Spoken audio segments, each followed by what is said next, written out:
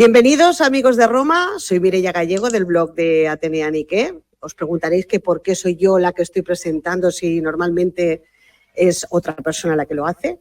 Pero yo creo que esta persona hoy es el protagonista y hoy va a pringar, hoy le toca a él. Permitidme que presente primero a nuestra amiga colaboradora Maribel Bofill de Gladiatrix, la conocéis de sobra.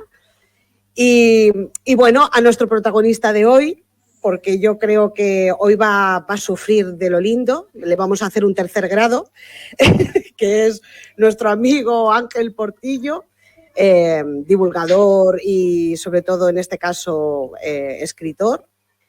Tiene una larga trayectoria en este sentido. Habéis leído muchos de sus libros, de Lignum y de Cunina y demás, pero el último, algunos hemos tenido la suerte de ya tenerlo en nuestras manos y de tener un previo, incluso antes de los demás. Por lo tanto, nos es un placer presentar a Ángel Portillo con su nueva criatura, ¿no?, llamada Aliso, los últimos supervivientes de Teutoburgo. Yo creo que ya el título nos dará una pista, pero vamos a dejar que él sucumba a este interrogatorio de Maribel y mío.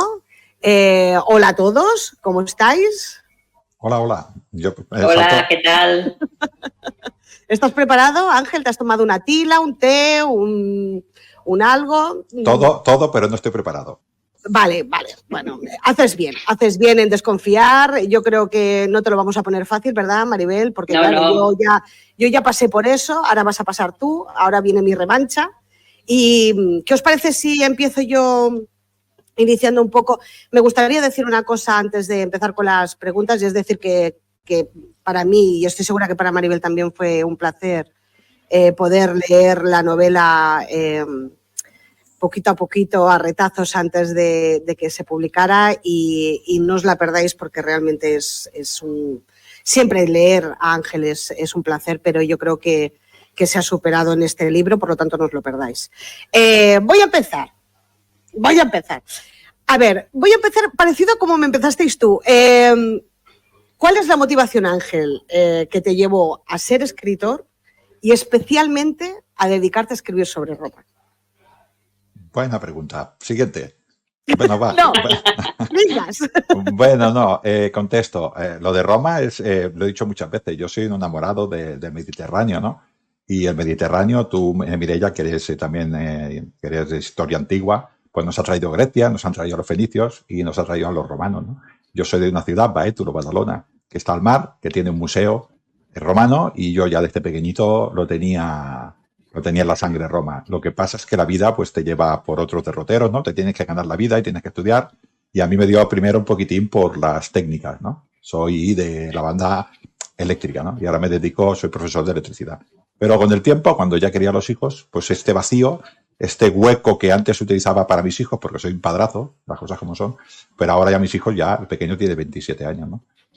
Pues encontré esta motivación. Y como soy profesor, me gusta divulgar y además me gusta Roma, pues divulgo, hago estos vídeos, hago iVox y tenía que sacarlo de alguna manera. Y los libros, Mireia, lo mismo que te ha pasado a ti con Servilia, es una manera más de sacar todo este cariño y todas estas nuestras ganas de divulgar y de explicar Roma.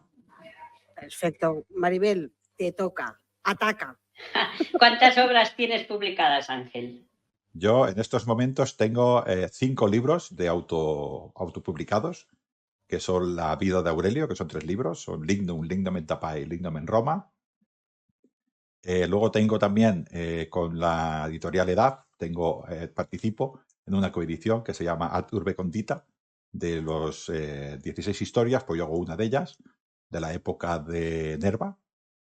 Y luego tengo Crónicas Romanas, que son los últimos libros que he sacado, que son 2 más, que también es autoedición, que es Cunina, diosa tutelar de la infancia, que es Crónicas Romanas 1, y Aliso, los últimos supervivientes de Teutoburgo, Crónicas Romanas 2. Estos libros son un poco más cortos, entre 200 y 250 páginas, y bueno, los dioses nos explican cosas de la cultura romana y además nos explica una ficción de lo que sucede normalmente en Roma y alrededores.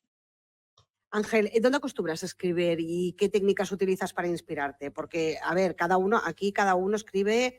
Yo, por ejemplo, escribía con música y hay gente que le molesta muchísimo escribir y a la vez estar escuchando. ¿Qué haces? ¿Cuál es tu metodología de trabajo? Yo tengo el despacho en el comedor de mi casa y lo tengo mirando hacia la ventana, una ventana que tengo de 3 metros de ancha por 1,5 metros de altura y la ventana mira a los campos de arroz del delta del Ebro y al Mediterráneo. Y desde mi casa veo las muscleras que hay aquí, las bateas de los mejillones, y veo el Trabucador y veo las salinas de la Trinidad y muchas veces veo lo que nosotros llamamos el mar de Dins, lo que es la bahía del Salfax, y el mar de fuera, que es lo que sería el mar Baleárico, ¿no? Y esto lo que yo utilizo cuando levanto la cabeza, lo que veo es esto. En cuanto a lo que dices de la música, yo me pongo los cascos porque estoy en el comedor y hay otras personas viendo la televisión o leyendo o escribiendo o cosiendo, porque está siempre mi mujer allí. Yo también me pongo música, pero me pongo los cascos y me pongo música suave. Ya sabes que yo soy de metal y no me molesta. No me molesta. Tú como yo, ¿eh? Te puedes poner cualquier música y escribes igual. Sí, sí. Eres productivo igual. Además, supongo que te pasa igual que a ti, Mireia, que es que lo primero que hago cuando arranco el ordenador es ir a la carpeta de música y depende de lo que me pida el cuerpo Sí, ese día, señor. me Es pongo verdad. la música y luego ya voy a abrir Sí. el libro. Parece que va como todo unido, ¿verdad? Que parece como que es como, no voy a decir Un que es... ritual. Sí, ¿no? es prácticamente un ritual, ¿no? Pero es como un avisador de musas, ¿sabes? Es como, venga, venid a mí, ¿no? Y a veces es verdad que depende cómo te sientas tú íntimamente o aquel día, te pones una música u otra para inspirarte, es verdad. Maribel. Yo siempre he ataca. tenido la curiosidad de saber si planificas las historias al detalle antes de escribirlas o las dejas surgir sobre la marcha. Yo hago una fase de brainstorming, una base de una, no sé cómo se diría eso en castellano, de lluvia de ideas para ir buscando temas. Luego de esta lluvia de ideas me van saliendo historias, imágenes, que luego voy uniendo, voy haciendo el storyboard, ¿no? El guión, dijéramos, ¿no? Con imágenes diferentes de diferentes situaciones, ¿no? Y luego, una vez que tengo todo esto, busco la época, porque es una ficción y lo que me interesa es contar una ficción que es un hecho que no existe, ¿no? Pero claro, como soy de ficción histórica, busco una época concreta y intento situar estos hechos en una historia, intento que el fondo, que es lo que es la historia, sea lo más verosímil posible y lo más fiel posible a los datos que encuentro, ¿no? Siempre procuro ser fiel. Ya sé que no es mi obligación, porque estamos hablando de ficción histórica, pero yo siempre intento así. Primero hago la ficción, primero hago la lluvia de ideas, luego hago el guión y luego me busco los datos históricos que me den. Como hago estas tres cosas, muchas veces una relaciona a la otra y luego me obliga a ir moviendo cada cosa, porque claro, si yo quiero que hable, ahora digo una cosa, ¿no? Si yo quiero que mi protagonista habla con Trajano y Trajano en el año 105, al final del año 105 estaba en la Dacia, pues no puedo hablar con él en Roma, ¿no? Con lo cual yo, pues si me interesa que hable con Trajano, pues igual tengo que viajar a la Dacia, ¿no? Y luego todas estas cosas pues me van haciendo la idea. Normalmente cuando empiezo a escribir el libro lo tengo bastante cerrado, tengo bastante claro lo que voy a escribir. O sea, tienes la idea preconcebida antes, ¿no? Muy bien. La Yo, curiosidad. yo una de las cosas que te quería preguntar, porque creo que fue una de las cosas que más me causó curiosidad de ti cuando escribías, es que siempre acostumbras a escribir sobre los olvidados de Roma, ¿no? Sobre la gente como con menos clase, por decirlo así, ¿no? Casi siempre, casi todos los libros no todos, pero muchos de los libros de historia antigua acostumbran a hablar de las grandes gestas de la época romana o de los grandes personajes, incluso incluyo el mío, ¿no? Que habla de un personaje muy potente, patricio, muy bien posicionado, tenemos trilogías de emperadores, tenemos a... Pero tú, en los libros, en tus novelas, les das voz a personajes, digamos, maltratados por la historia porque son desconocidos, ¿no? Pero les das su espacio de voz, ¿no? Entonces, mi pregunta es, ¿qué te empujó a ti a centrarte en esos personajes que son menos conocidos o que son menos tratados? Bueno, yo es que soy el hijo de la señora Antonia y ese es mi mérito. Y la señora Antonia es mi madre.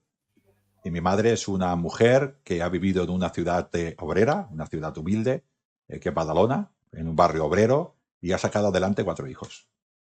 Y a mí nadie me va a convencer que lo que me ha enseñado de la vida mi madre me lo va a enseñar mejor Sócrates, o me lo va a enseñar mejor Alejandro Magno, o me lo va a enseñar mejor Trajano.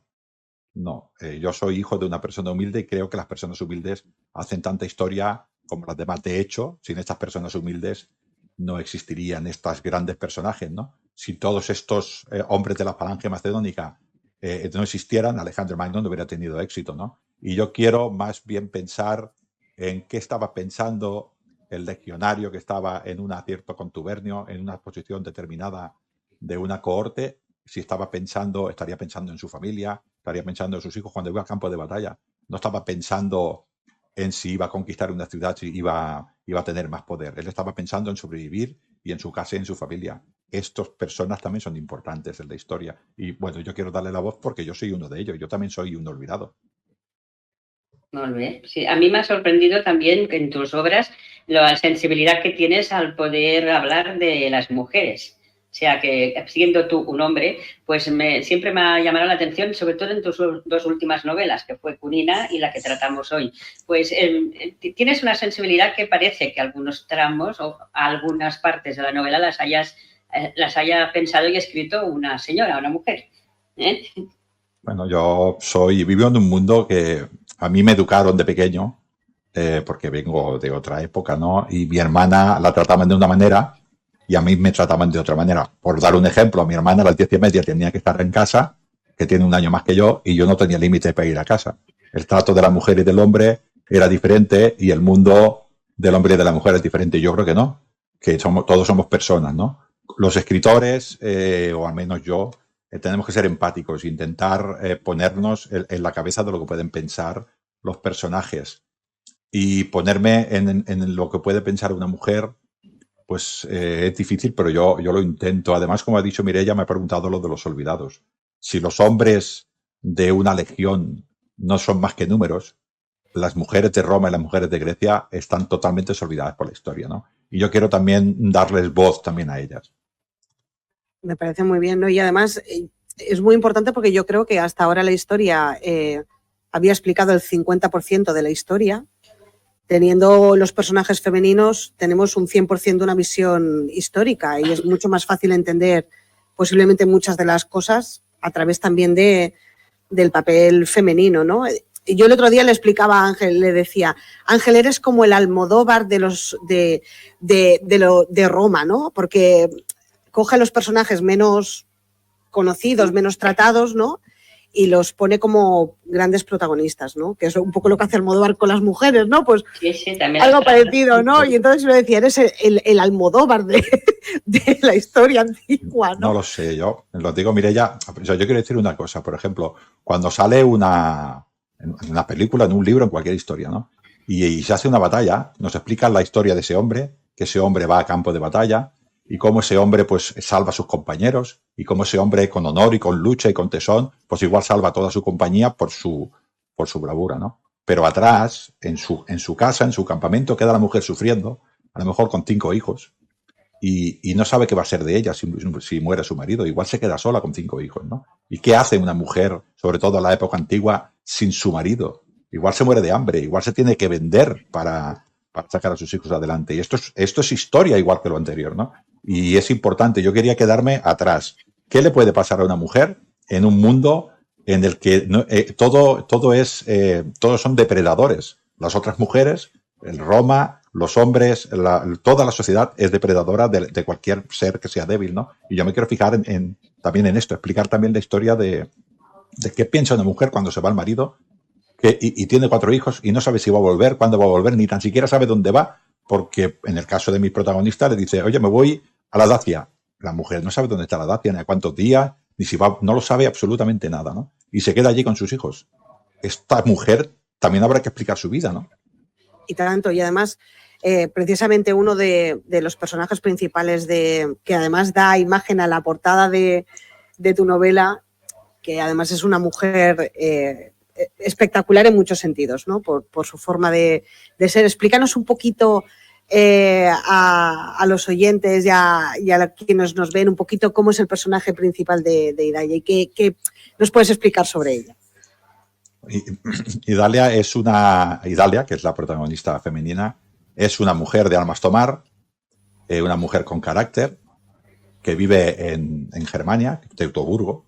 Esta mujer vive en Germania y se ve de golpe, una mujer que está enamorada, una mujer que está profundamente enamorada, se ve de golpe en una guerra en la cual los germanos quieren aniquilar a los romanos y al revés, los romanos quieren aniquilar a los germanos. Y ella es una mujer que se encuentra allí, una mujer que cree en la naturaleza, que cree en la vida, que cree en la regeneración, que cree en el roble, que le reza a la naturaleza, ¿no? Que cree en la madre creadora. Y ella se ve de golpe con dos civilizaciones que se quieren aniquilar. Y ella está allí.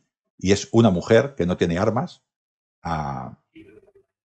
Ese es el personaje, ¿no? Y se tiene que adaptar y tiene que sobrevivir en este mundo. Yo quería que te hicieran un poquito mejor nuestros oyentes como escritor, porque como divulgador ya te conocen, y te hago algunas preguntas relacionadas con tu manera de trabajar. Por ejemplo, ¿cuánto tiempo le dedicas a escribir? Uy, difícil porque depende. Tengo que combinar los ciclos de escritura con mi trabajo, que soy docente, ¿no? Y entonces, pues cuando en las evaluaciones a final de curso tengo menos tiempo, pero podríamos decir que 2 horitas. 2 horitas los días que tengo, 5 días a la semana, 2 horitas. Así de media. Sí. ¿Y cómo promocionas tus obras? Pues divulgando, haciéndome ver en las redes sociales, relacionándome con personas de divulgadores de la historia, como vosotras dos, y dejándome ver por las redes. O sea, todo autodidacta, ¿no? Sí, sí, todo. No, y la verdad es que es un trabajón, ¿eh? Supongo que eso no lo ven mucho los lectores, ¿no? Los lectores ven lo que es el trabajo final del escritor, pero luego casi es hacer un segundo libro, el hecho de promocionar tu obra, de darla a conocer, de que la vean, de que al menos le den una oportunidad también, porque esa es otra, ¿no? Después de los premios Planeta, los grandes nombres, los grandes lanzamientos de temporada, ¿no? Y las grandes promociones de las grandes cadenas y las grandes editoriales, los buenos escritores que hacen el trabajo de forma autónoma y que se auto publican, pues tienen que luchar contra todo eso, contra toda esa maquinaria apisonadora. Y parece que siempre tienes que intentar justificar que tu libro es bueno. Y claro, la gente que te conoce, porque a Ángel le sigue mucha gente y quien ha leído pues Lignum, pues seguirá con la crónica, ¿no? Y seguirá con Cunina y seguirá con Aliso, porque lo siguen, ¿no? Pero claro, sí, darse a conocer eso es muy complicado, ¿no, Ángel? Es muy, muy complicado. Sí, claro, yo intento hacerme ver, intento divulgar para que se me conozca y cuando se me conozca, pues que la gente se interese y diga, ¿y este muchacho quién es? Me busque por las redes y, uy, es escritor, ¿no? También algunas veces, pues hacemos programas como este, por ejemplo, para presentar mis libros, igual que cuando presentabas el tuyo, Servilia, pues yo también te apoyé, o cuando trabajo mucho con Sergio Alejo, que también es escritor, y nosotros nos ayudamos entre nosotros. Bueno, yo creo que somos una piña, ¿eh? Sí, muy bien, somos Además, una piña. de verdad. Yo intento hacer, ya lo sabes, los libros con la mejor calidad posible, y yo cuando publico el libro, todos los libros que he publicado, siempre el último me ha parecido mejor que escrito. Porque si no, no lo publicaría. Porque a mí nadie me exige publicarlo, me lo publico yo. No, claro. No me viene una editorial, ni me viene nadie. Yo sí creo que no está bien, pues no lo haré. Yo intento explicar un montón de cosas en los libros y cuando veo que las explico y yo estoy satisfecho, lo publico. A partir de ahí, Mireia, perdemos el control de esto. Yo me intento promocionar, intento que me conozcan y luego el libro, si tiene éxito o no tiene éxito, bueno, yo ya pierdo el control, yo me dejo ver, que la gente se interese y a partir de ahí todo lo que sea bueno. Y si no, pues divulgo Roma, que también me gusta. Claro, pero llevas mucho tiempo, quiere decir que la gente le puede parecer a lo mejor que únicamente escribes libros, pero no es el caso. O sea, no solamente escribes, sino que además estás divulgando constantemente, pero además también formas parte de un grupo de recreación de Barquino Oriens. Y por ahí te voy a enlazar yo una pregunta. Vaya. Porque, o sea, el hecho de hacer recreación, ¿cómo afecta a la visión que tú tienes o que haces en los libros? O sea, ¿cómo te influye de alguna manera? Es que cuando haces recreación, claro, yo no puedo decir que pienso como un romano de hace 2000 años, ¿no? Pero yo me pongo su vestido, me pongo su lórica, o cuando he hecho de senador me pongo la toga y tengo dos personas que me ponen la toga, ¿no? Y alrededor mío, al lado mío, tengo un soldado que va haciendo ruido o una persona que hace de lictor, ¿no? O sea, te metes muchísimo en la historia. Y además tengo que decir que los que hacemos, cuando estás en la actuación delante del público, la concentración es tal que tú estás en ese papel y te ves, ¿no? Además, yo, con mi faceta de escritor, lo observo todo, lo intento memorizar todo para tener estas imágenes, ¿no? Y algunas de las cosas que escribo es porque las vivo en Barquino Orient, ¿no? A mí no me tiene que decir nadie cómo te protege un escudo, porque yo me he protegido, ¿no? Y lo que pesa un gladius, o qué es ir con la toga cándida, o cómo son los gladiadores, porque los veo. Yo los veo directamente y toco la armadura, ¿no? Y esto luego, el ver, sentir y tocar, te ayuda mucho luego a escribir. Claro, lo vives en tu persona antes de traspasarlo a los libros, ¿no? Transmitirlo. Es importante. Una curiosidad que yo tengo es, ¿has cambiado alguna vez al final de alguna novela? ¿Que lo habías pensado de una manera y luego la has cambiado? No, yo las novelas ya lo he dicho que tengo el principio y el final, cuando empiezo normalmente lo tengo claro. Hay alguna cosa de por medio de cómo unir escenas, que esto me va saliendo igual sobre la marcha, ¿no? Casi todo lo que... Una cosa es, yo al final lo tengo claro, pero cómo escribir el final, esto sí que he cambiado. No el final, sino cómo escribir el final, cómo decir el final. ¿No? Sí. La idea, igual que el principio, cómo escribir el principio, porque yo tengo claro lo que es el principio, y cuesta mucho cómo escribir el principio y cómo escribir el final. Cuando tú escribes el principio y el final del libro, tienes el 50% del libro hecho. Estamos hablando de las 5 primeras páginas y las 5 últimas, ¿eh? Esto es la mitad del libro. Ya, pero ¿lo haces aparte y luego lo juntas o solo es la idea que la tienes preconcebida? Yo tengo toda la historia y un día te viene la inspiración y dices, uy, lo voy a acabar así y lo escribo. Sí, sí. Vale. Yo el libro lo voy escribiendo, como he dicho, por imágenes. Entonces igual tengo el libro empezado en 14 sitios diferentes. Y luego estos 14 sitios se van uniendo en escenas. Pues a veces es el principio y el final. Sí, sí. Es muy complicado, realmente unir escenas de esa forma, siguiendo, o sea, tener las cosas estructuradas de esa manera y luego entrelazarlas y coserlas por el medio, ¿sabes? Para que quede perfectamente unificado, es complicado. Yo soy, no sé, supongo debe ser mi vena de técnica, ¿no? Que lo planifico todo. Entonces yo ya lo tengo todo planificado, lo que voy es escribiendo, pero no, o sea, las imágenes no son inconexas. Las imágenes están escritas en una secuencia determinada y luego van creciendo, ¿no? Entre una y la otra. Bueno, es mi manera de hacerlo. No sé si hay otra, es la mía.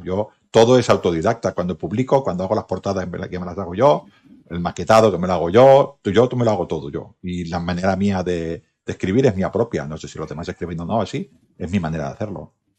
¿Y cuáles han sido, Ángel, los libros que a ti te han inspirado más? Que te han llenado personalmente más y has dicho, y te han influenciado de alguna forma. Yo es que no soy muy de... A mí hay un libro que fue un cambio en el paradigma mío, sobre todo, no tanto por Roma, como sí por la divulgación, se llama Próxima Centauri, de Asimov. Es un libro que se llama Próxima Centauri, y este hombre, en cuanto al libro, ¿no? Luego la serie de Cosmos de Carl Sagan, pero ahora estoy hablando me pregunta por un libro, ¿no?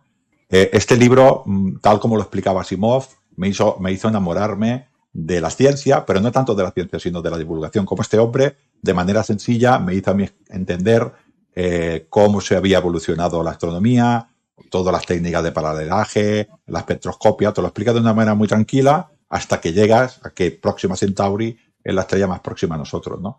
A partir de ahí descubrí todo el mundo de que se podía divulgar de una manera amena. No era todo un tocho, sino que hay personas que escriben de una manera sencilla para que entendamos, ¿no? Y me dejó ver un poquitín la divulgación la tenemos que bajar, no sería la palabra bajar, tenemos que hacerla entendedora a las personas a las que estamos hablando. Cuando estás en una academia hablas de una manera, cuando yo hablo para compañeros míos profesores hablo de otra manera, y cuando hablo con alumnos hablo de otra manera, y cuando hablo con padres hablo de otra manera. Tengo que adaptar mi lenguaje a mi público, ¿no? Y este libro me marcó en ese sentido, ¿no? Me pareció tan maravilloso y me lo explicó todo tan bien y lo entendí todo tan bien, que a partir de ahí, primero empecé con astronomía y tal, y ahora estoy divulgando de la misma manera, pero en este caso mi pasión que oculta, que estaba ahí dentro, que era Roma. La secreta.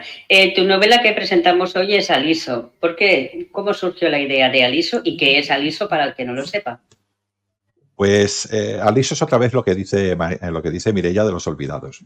Todo el mundo habla de, voy a avisar a las personas que Aliso no habla de Teutoburgo, habla de Aliso y de los últimos supervivientes. A mí la batalla de Teutoburgo es una batalla que duró 3 días y murieron muchísimos romanos, pero es una derrota, es una batalla de guerra, de bestialidad contra bestialidad. Murieron muchos romanos y murieron muchos germanos. No sabemos cuántos germanos murieron, pero murieron muchos. Y es aniquilación por la aniquilación. Y en Aliso, unas cuantas personas se metieron en un fuerte, que el fuerte se llama precisamente Aliso, un fuerte romano, una castra, y allí resistieron todo lo que pudieron a las tribus germánicas, a los catos, a los queruscos, a los brúcteros, a todos aquellos que atacaron a las legiones romanas de Varo, ¿no? Y eso es una historia de supervivencia. Y a mí me parece tan fantástica esta historia, pero no se cuenta nunca. Todo el mundo cuenta lo que dice, mira, lo importante, las batallas y la pérdida de las 3 legiones. Bueno, pero eso había un montón de fuertes alrededor del río Rin y alrededor de una fuente de Rin que se llama Lippe, pero un montón de fuertes con un montón de soldados que estaban encargados de la intendencia de todas esas tropas que tenía Varo y estaban allí también. Y cuando murieron las legiones, los germanos se dedicaron a aniquilarlos a todos, ¿no? Y esto es, bueno, la crónica de una resistencia. Para que la gente me entienda un poquitín, es lo que los americanos nos han presentado tantas veces con el Álamo. Es una resistencia a ultranza de unos romanos contra los germanos. Es el Álamo, pero en Germania. Ya digo yo que la historia es diferente, pero para la gente lo tendría que entender igual. O sea, que los del Álamo se copiaron de Aliso, vamos. No, hay muchas batallas, pero... pero quiere decir que parece una similitud, ¿no? Sí, bueno, sí, igual sí. Primero fue Aliso, y por eso lo digo, voy a hacer un poquito de broma. Primero Aliso y luego los indios, ¿no? Pero uno ve, por ejemplo, lo que me estoy refiriendo es que uno ve que las legiones romanas luchan en un campo de batalla contra otro enemigo, ¿no? O que luchan 100.000 contra 100.000. No, estamos hablando de que unos romanos se refugian en un fuerte, intentan sobrevivir a que los aniquilen. Esto nunca se ha explicado. Se explica Cana, se explica Zama, se explica Adrianápolis, se explica todas las batallas importantes, ¿no? Ariso, pero no se explica Aliso, no se explica nunca. No, y además, no sé si coincidiréis conmigo, ¿no? Pero los lectores que cojan el libro, lo que me gusta de Aliso mucho es precisamente lo que estabas explicando tú, ¿no? De las grandes batallas, información hay la que quieras, y puedes buscar donde quieras y hay miles de libros. Pero tú nos hablas de esa resistencia, pero más que de la resistencia, de los miles de perfiles que habían dentro de un campamento. Sí. Porque claro, yo creo que la imagen que mucha gente proyecta, igual me equivoco, pero mucha gente que le guste Roma o que le guste la historia antigua, la imagen que proyecta de un campamento es como la de muchos legionarios, ¿no?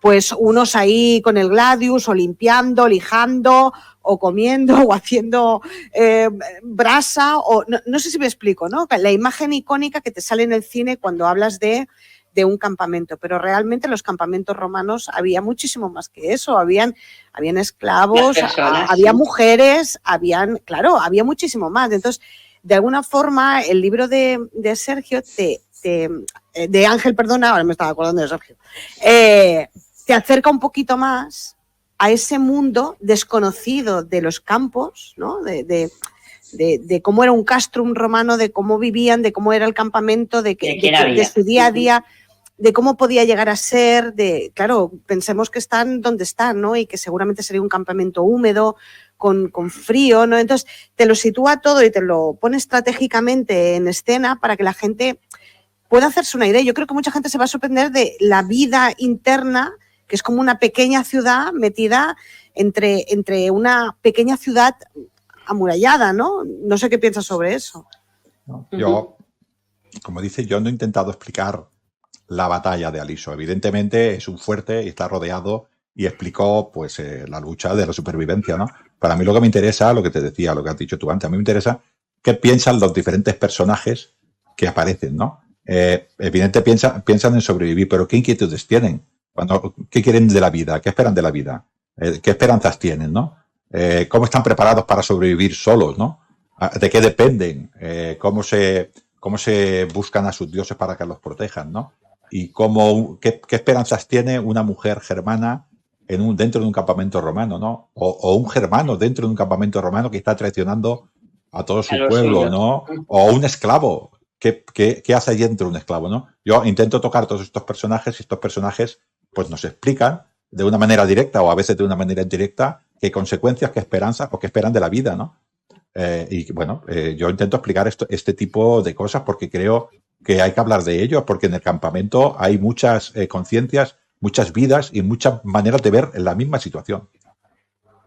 A mí también me ha sorprendido uno de los personajes que a un amigo que moribundo o que sabe que va a morir le hace una promesa y aunque esté en contra de sus principios, la lleva hasta la última consecuencia para cumplir. Esto es honor entre comilitones. Esto Sí, eso es... me sorprendió del honor y de que daban su palabra y esa palabra hasta la muerte, ¿no?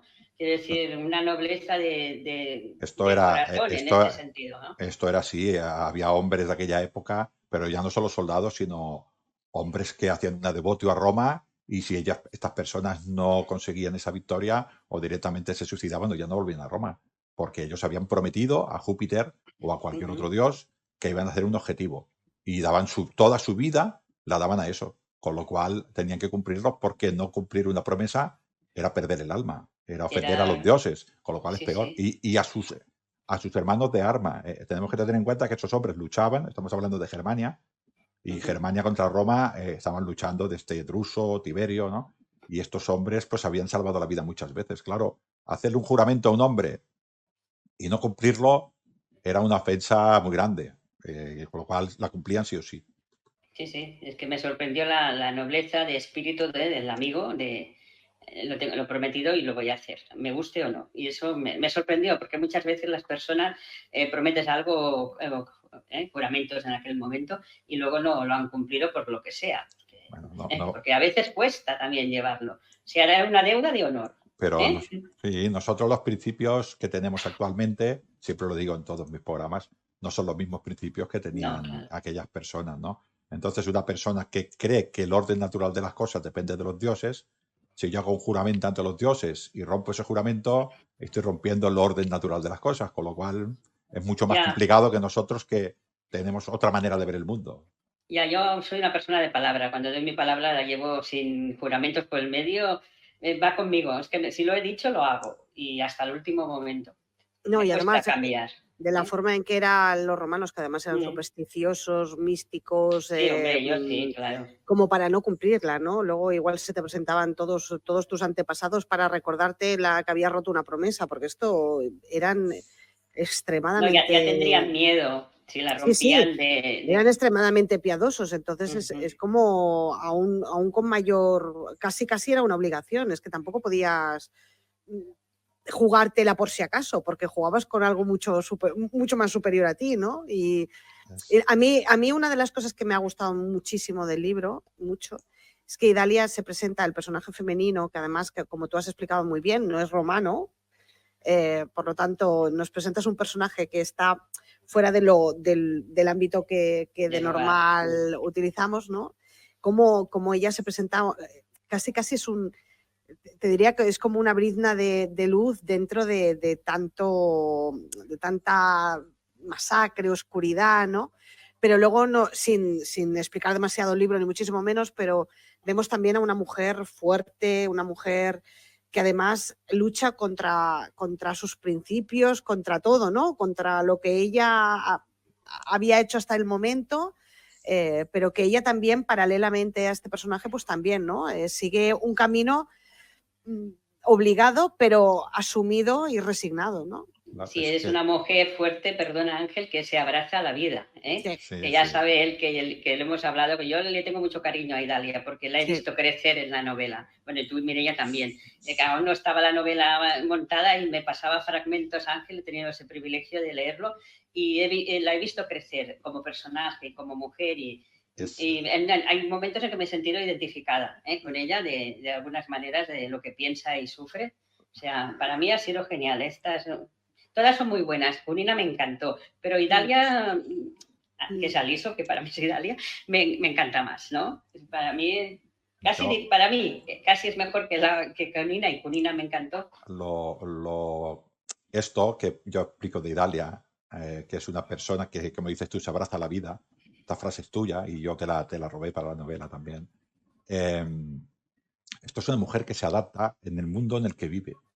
Intenta salir adelante. En este caso la pongo en una situación muy extrema, que es una situación de muerte, de vida o muerte.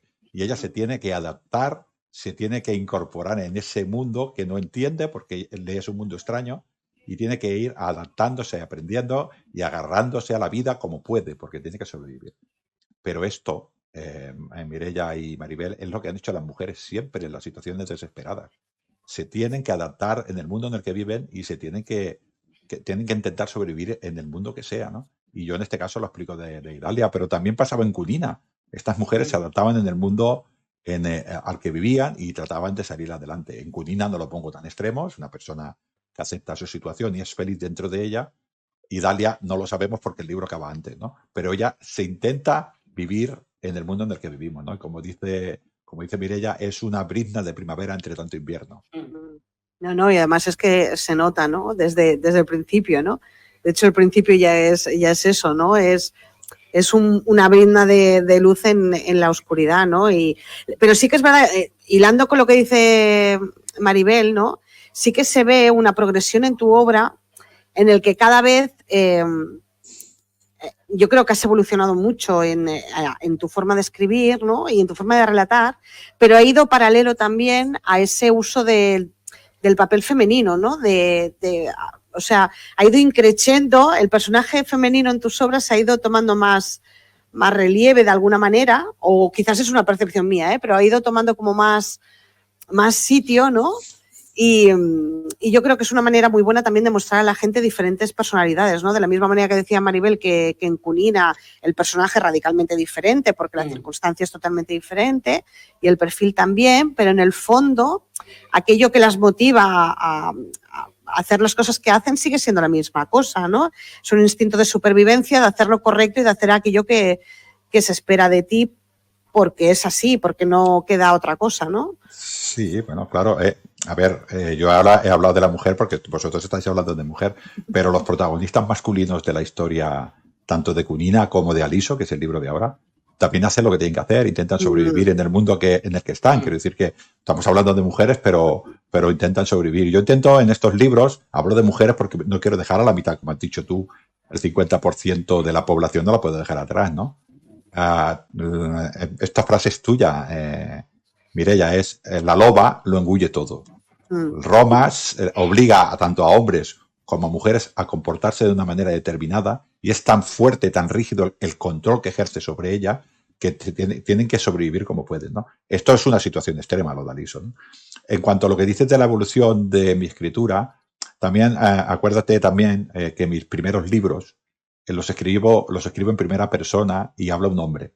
Con lo cual no puedo explicar en ningún momento los sentimientos de las mujeres, porque cuando hablo, y de ningún otro personaje, porque cuando se habla en primera persona solamente siente el que habla, ¿no? Estos libros tanto de Cunina como el de Aliso están escritos ya con un narrador omnisciente, un dios, ni más ni menos, ¿no? Y entonces él sabe los sentimientos de todo el mundo. Y entonces esto me permite entrar más en qué piensan y en qué saben los personajes. Maribel.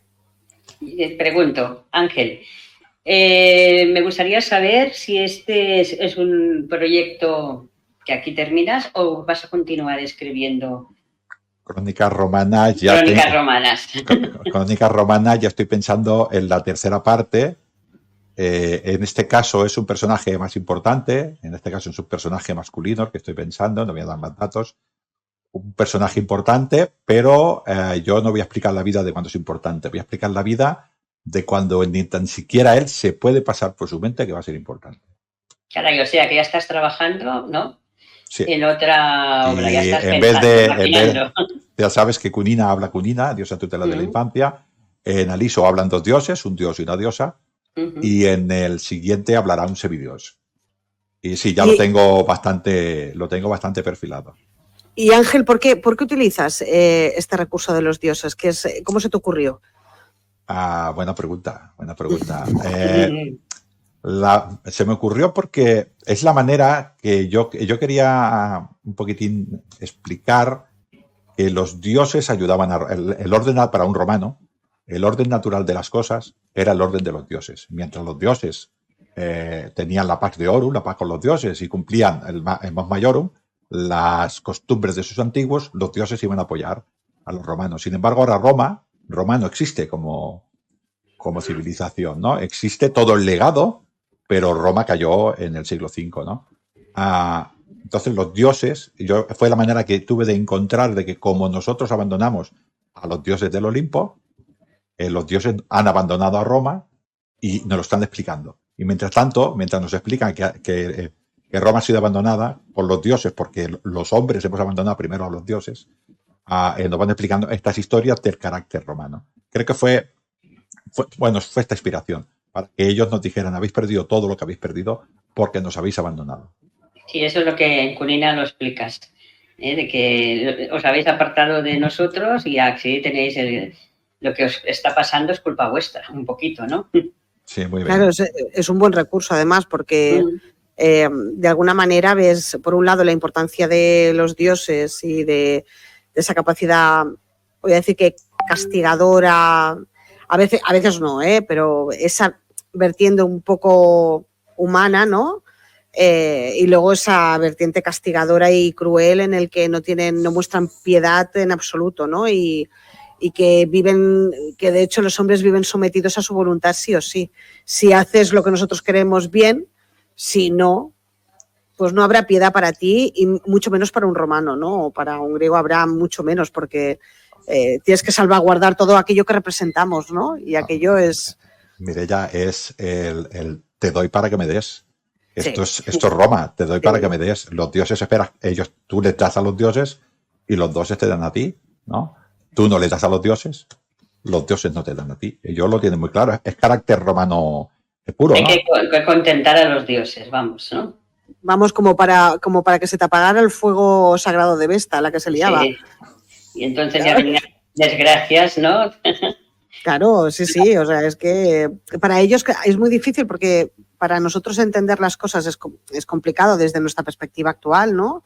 Y eso es una cosa que hace muy bien Ángel y que se intenta mostrar de alguna manera cuando escribes un libro, ¿no? Pero claro, te tienes que poner en la piel de ellos sin despojándote de todas las creencias, de toda tu ética, de todo tu pensamiento actual, porque es que si no sería imposible escribir sobre ciertas conductas de una manera natural, ¿no? Cuando dices, yo qué sé, asesinado a tal persona, pues lo tienes que ver como, no voy a decir con naturalidad, pero es que era...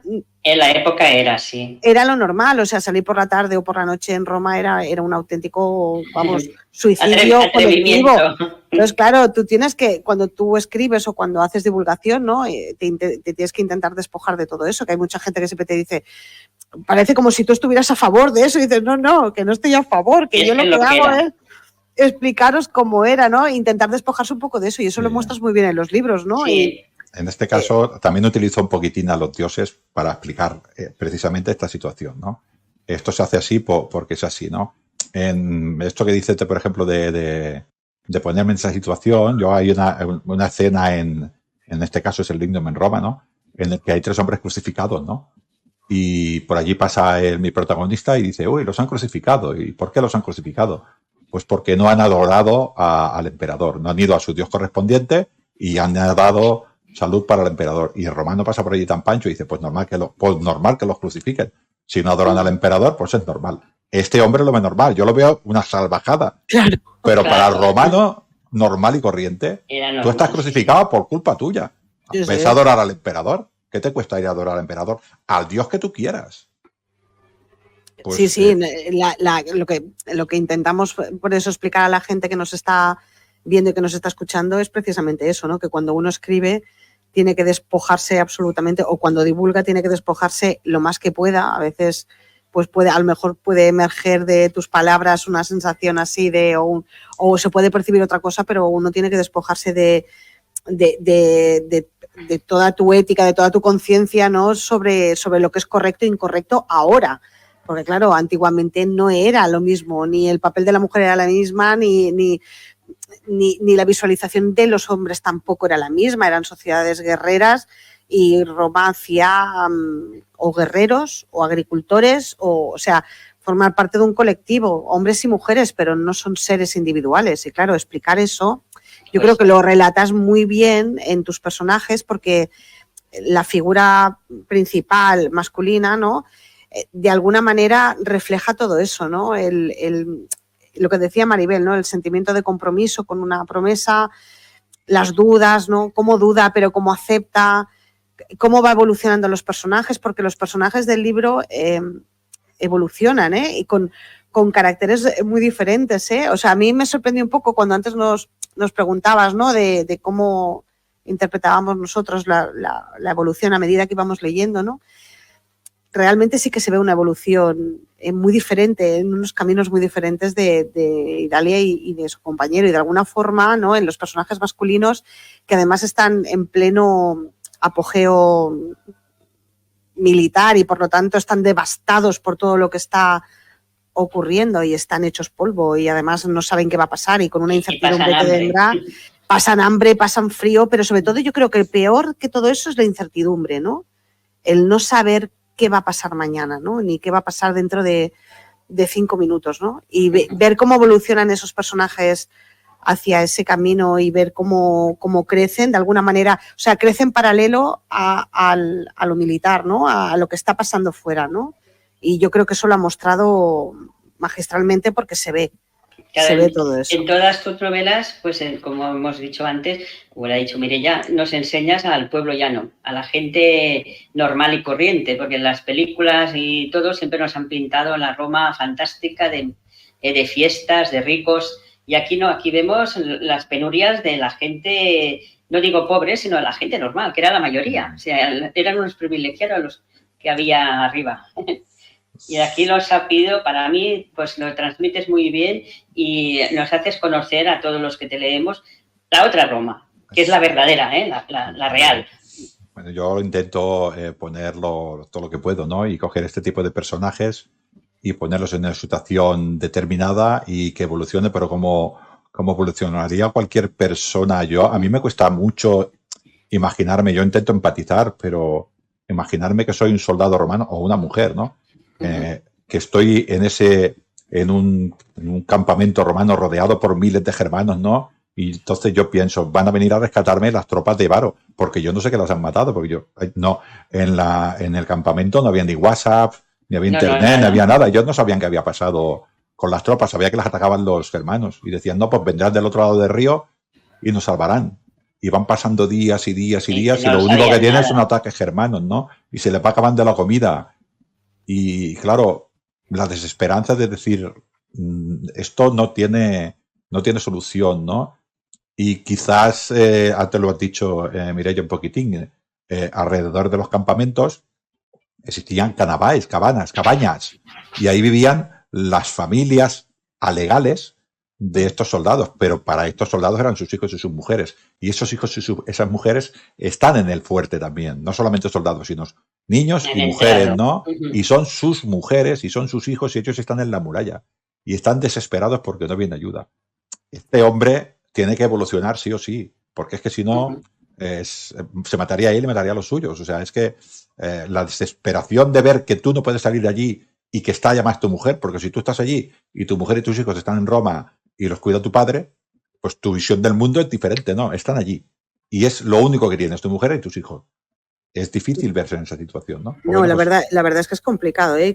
Y ya te digo, yo creo que va a sorprender mucho a la gente de cómo se vivía en un campamento, de cómo se vivía en un castrum, ¿no? Que es muchísimo más, tiene muchísima más vida de lo que la gente cree, pero sobre todo muchísima más diversidad de lo que la gente cree, ¿no? Y eso yo creo que lo hemos visto en prácticamente todos los restos arqueológicos de las tablillas que se han encontrado o de los restos que se han encontrado, que hay muchísima más vida de la que pensamos. A mí me gustaría que nos explicaras tú como divulgador y cómo lo percepcionas tú, ¿no? ¿Cómo crees tú que influyó la derrota de de Teutoburgo a los romanos?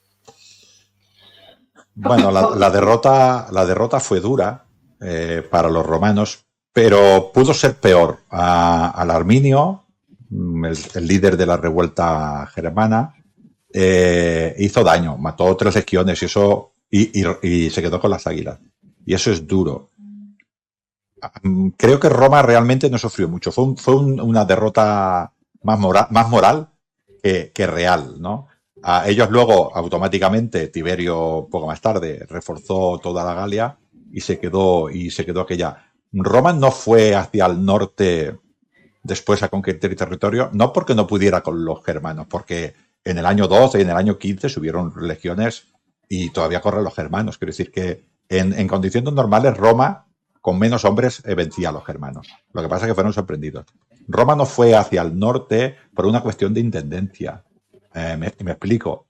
En Hispania tenemos grandes terrenos donde se siembra trigo kilómetros y kilómetros y kilómetros. En Italia tenemos trigo kilómetros, kilómetros y kilómetros. Y en Sicilia. Y en la Galia. Pero en Germania no tenemos esa agricultura extensiva. Con lo cual, toda la alimentación se tenía que coger del sur. Los reinos aliados, los reinos aliados que daban alimentación, que daban suministros a las tropas romanas, aunque quisieran, por ejemplo, el rey de los Catos era aliado de Roma, aunque quisiera darle no podía porque su economía no se lo permitía. Con lo cual, a Roma le costaba muchísimo dinero, le costaban muchísimos recursos tener 3 legiones entre el Elba y el Rin, ¿no? Y lo que hacía Varo era en verano, solamente en verano, la temporada de verano, coger las 3 legiones, iba a la provincia de Germania y volvía. Iba y volvía, pero no se quedaba porque le era imposible los suministros. Y se quedó en el Rin precisamente exactamente por eso. La derrota fue una derrota moral, pero realmente a Roma tampoco le hizo mucho daño. Podía habérselo hecho si Arminio hubiera bajado a la Galia. Pero como no lo hizo, pues bueno, es una derrota moral importante. A los 2 años, 3 años se recuperaron 2 águilas. Y bueno, la cosa quedó bastante estabilizada. Y Roma hacía racias, subía, castigaba y volvía. Pero no fue sencillamente porque no podía ir más, porque cada soldado, cada kilo de trigo que comía un soldado, tenían que pasárselo desde el sur hacia el norte. Y eso es muy caro. Una legión que estaba en Italia, por decir algo, el trigo lo tiene allí. O en Hispania, la 7ª Gémina tenía el trigo al lado. Eso es importante. No, y además, esto es importante que lo hayas reflejado porque mucha gente no sabe que las grandes vías de comunicación, yo que sé, por ejemplo, la vía Appia Antica, ¿no?, que es la más emblemática de Roma, ¿no?, fue confeccionada y hecha expresamente para abastecer a las tropas. O sea, estamos hablando de los orígenes, pero con eso vengo a decir que la vía Appia se construyó para abastecer a tropas. Mucha gente puede pensar que es para abrir vías comerciales, que también es por eso, pero principalmente es para facilitar... Sí, para las tropas. Facilitar primero suministros a las tropas y después ya aquellas vías servían para comercializar y eran realmente, es el gran éxito de Roma. Yo creo que es de las infraestructuras que menos, digamos que no es tan espectacular, por decirlo así, pero para mí es una de las más emblemáticas porque sin ella no se puede entender absolutamente nada de lo que luego será el imperio, ¿no? Y de cómo facilitaron estas vías rectas, facilitaron los cursos de las propias legiones. Si no hubiera sido por ellas, en muchas ocasiones no hubieran podido ni abastecerse, y está muy bien que lo hayas explicado, ¿no? Sí, en el caso de las guerras, en Roma pues tenemos los legados, tenemos los legionarios, pero tenemos todo otro cuerpo, que es el cuerpo que estaba bajo las órdenes del prefecto Fabri, que podríamos decirlo así, como que era como el general, pero de la intendencia, ¿no? El ingeniero de la intendencia.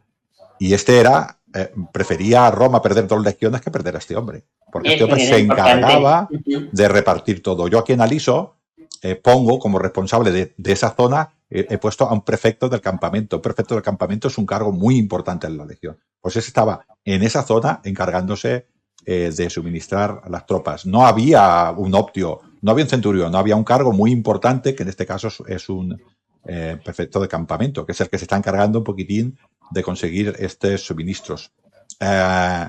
Julio César tenía un prefecto Fabri que era de Gades, que era de Cádiz, ¿no?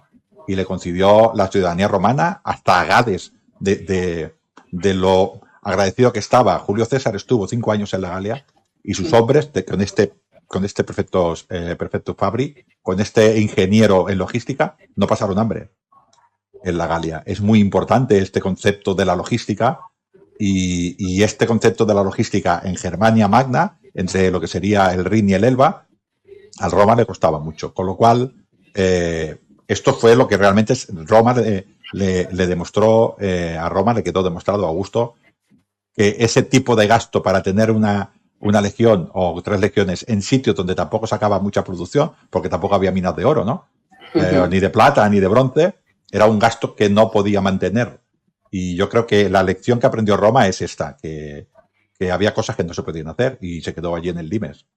Y la practicidad, ¿no? Porque el romano es eminentemente práctico para todo, absolutamente para todo. Desde sus infraestructuras, desde los acueductos, desde desde los puentes, absolutamente todo. Y es lo que explicabas tú, ¿no?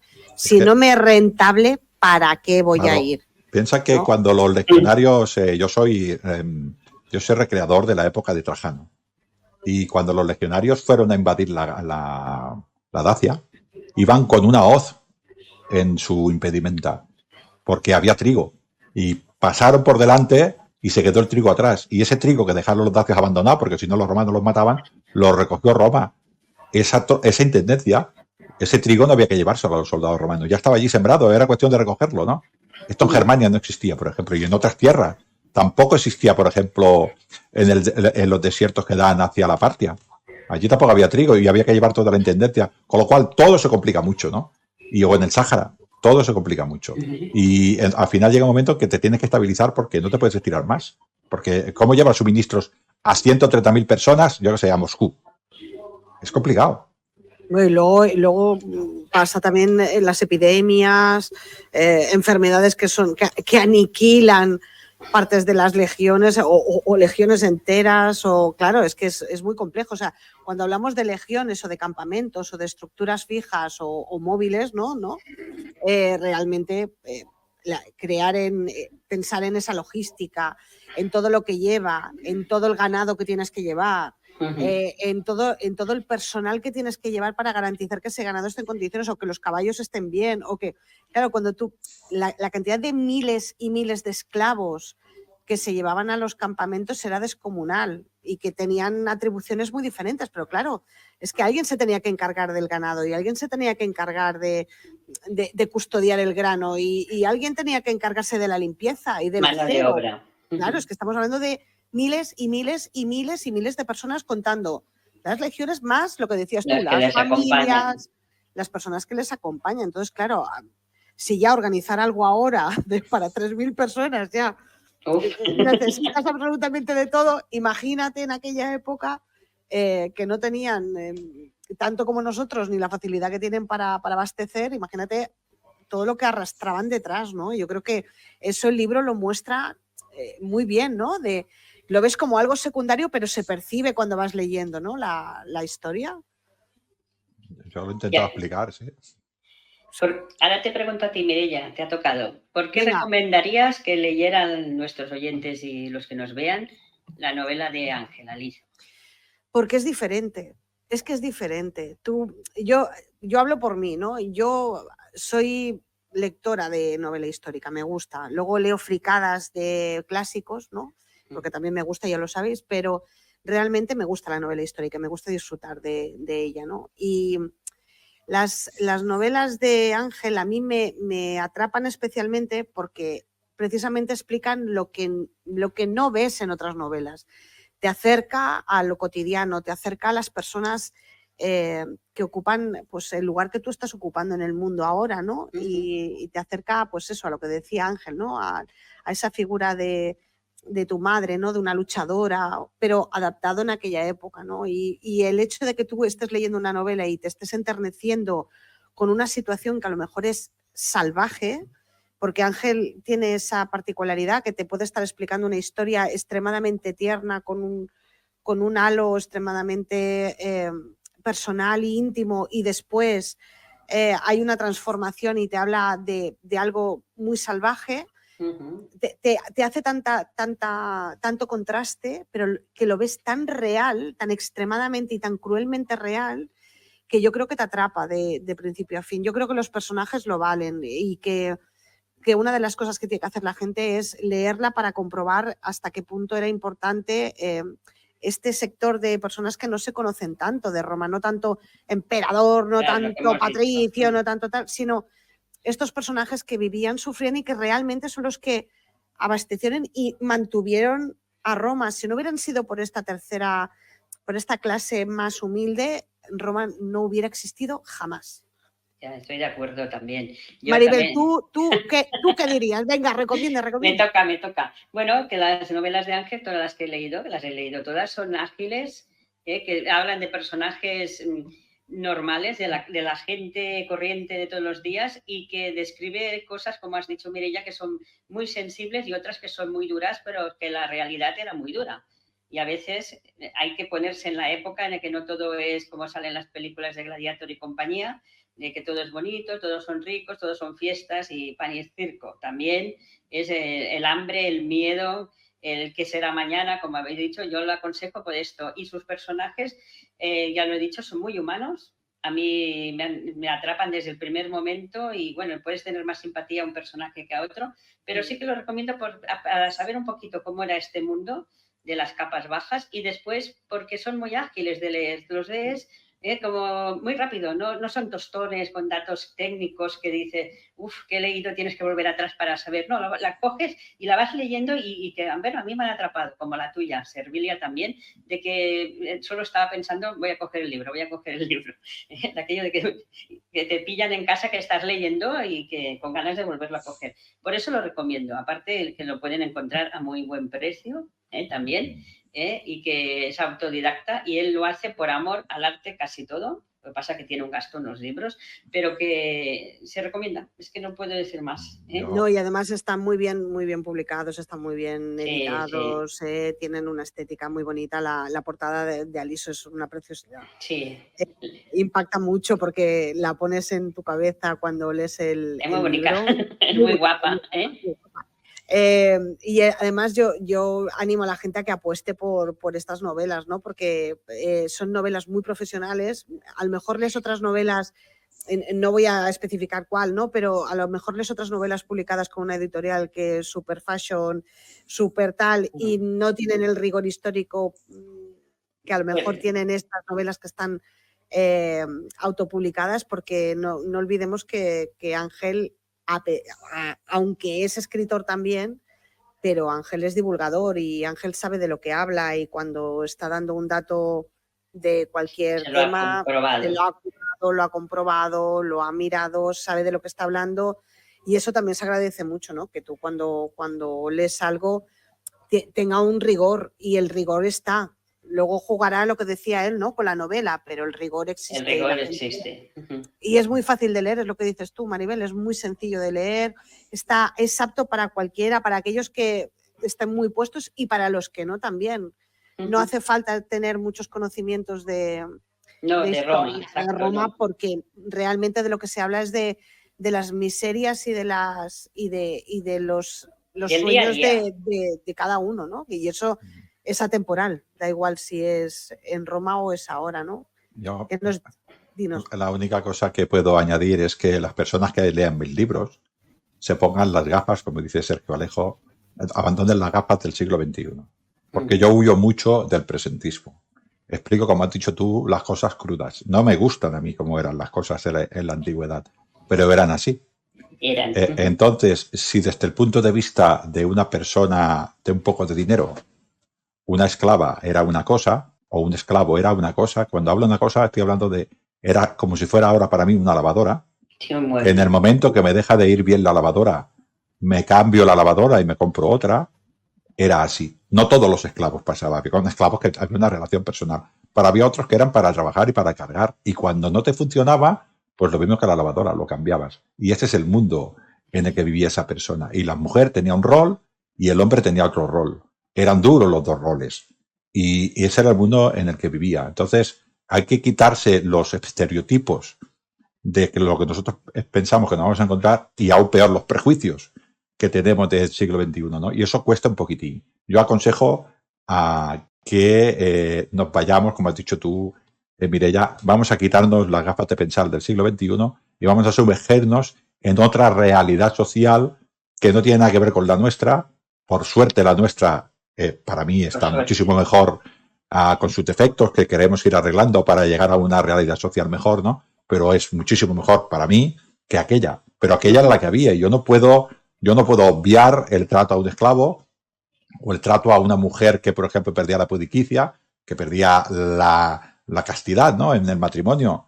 Pasaba lo que pasaba en aquella época y hay que explicarlo tal como suena. Era. Y yo no puedo hacer otra cosa que explicarlo así. No podemos escribir novela histórica utilizando el presentismo. Para utilizar el presentismo se explica obra contemporánea y yo no tengo nada que decir, incluso me gustará, ¿no? Pero yo no puedo explicar cosas que pasaban en la antigüedad viéndolas como se ven ahora. No, y además es que tampoco ni puedes juzgar, es que no hay cosas que no son cuestionables, eran así y punto.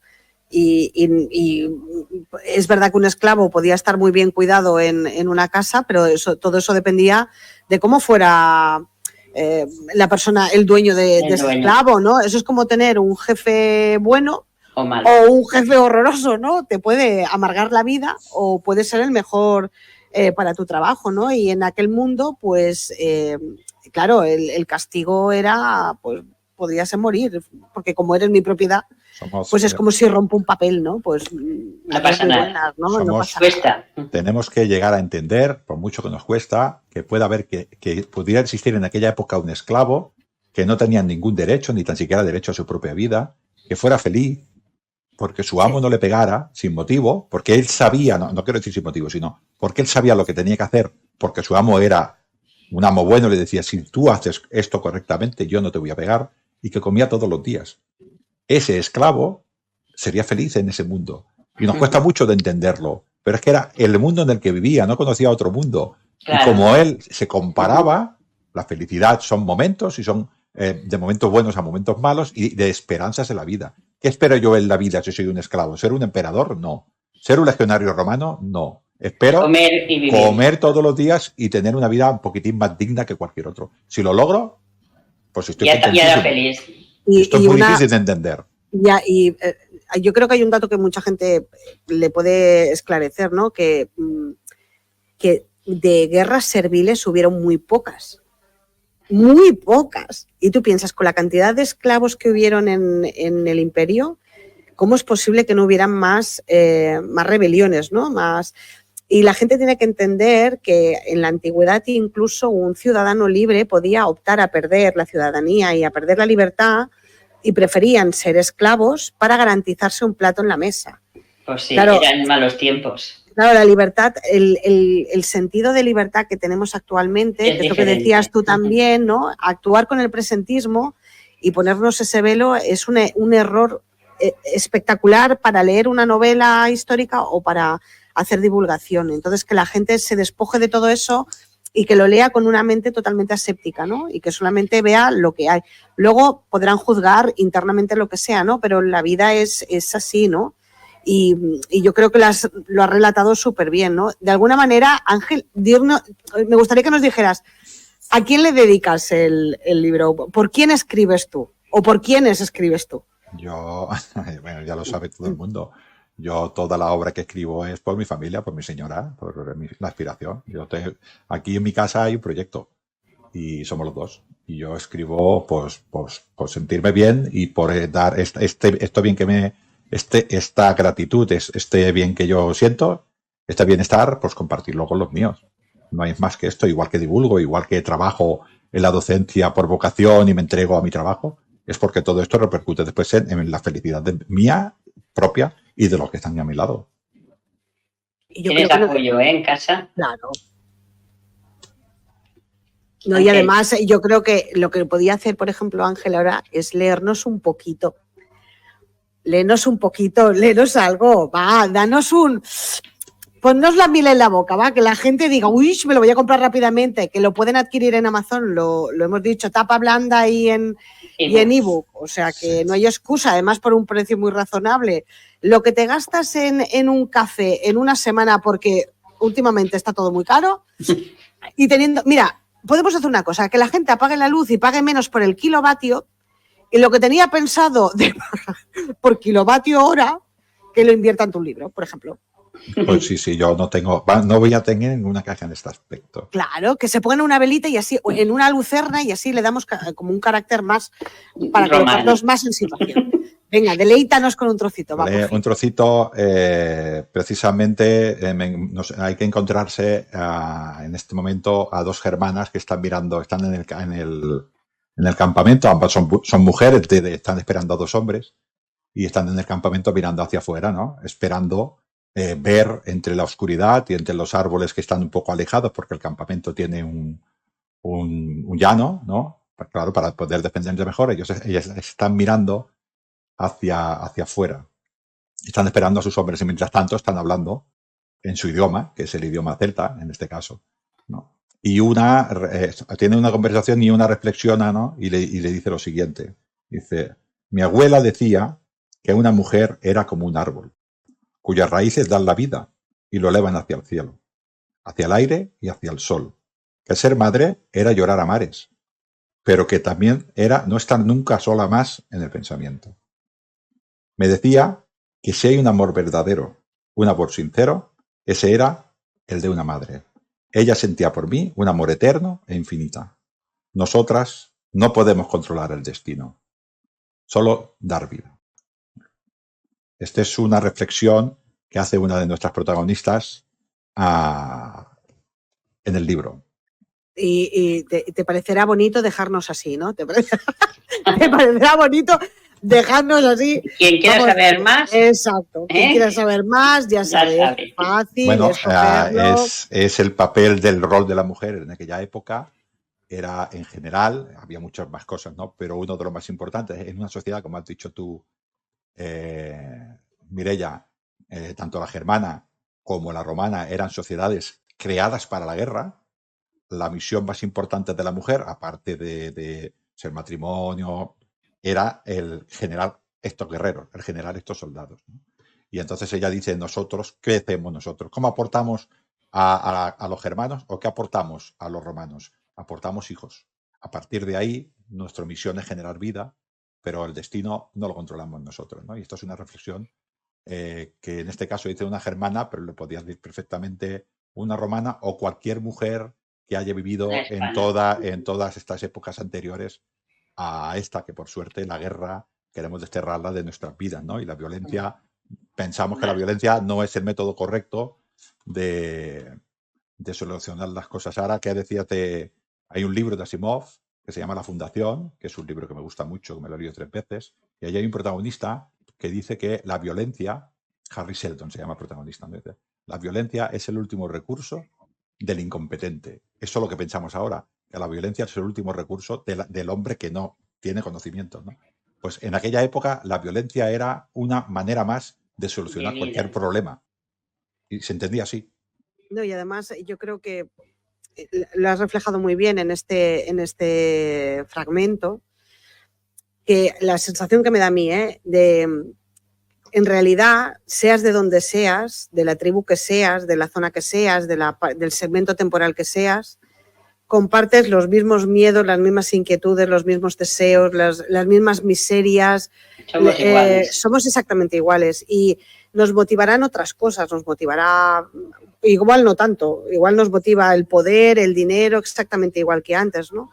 Pero las miserias y las bajezas del ser humano o los anhelos y los deseos de cualquier ser humano se mantienen intactos a través de los siglos y de la misma manera que aquí se nos habla de una mujer diferente de la que estamos acostumbrados a ver de la Roma clásica, sí que es verdad que te das cuenta de que realmente puede compartir el discurso con cualquiera de sus compañeras, seas de donde seas y vengas y procedas de donde procedas, ¿no? Y yo creo que es de agradecer que hayan escritores que le dediquen un espacio a aquellos que, por desgracia, no tienen voz o no han tenido voz hasta ahora. Yo creo que es el ventríloco de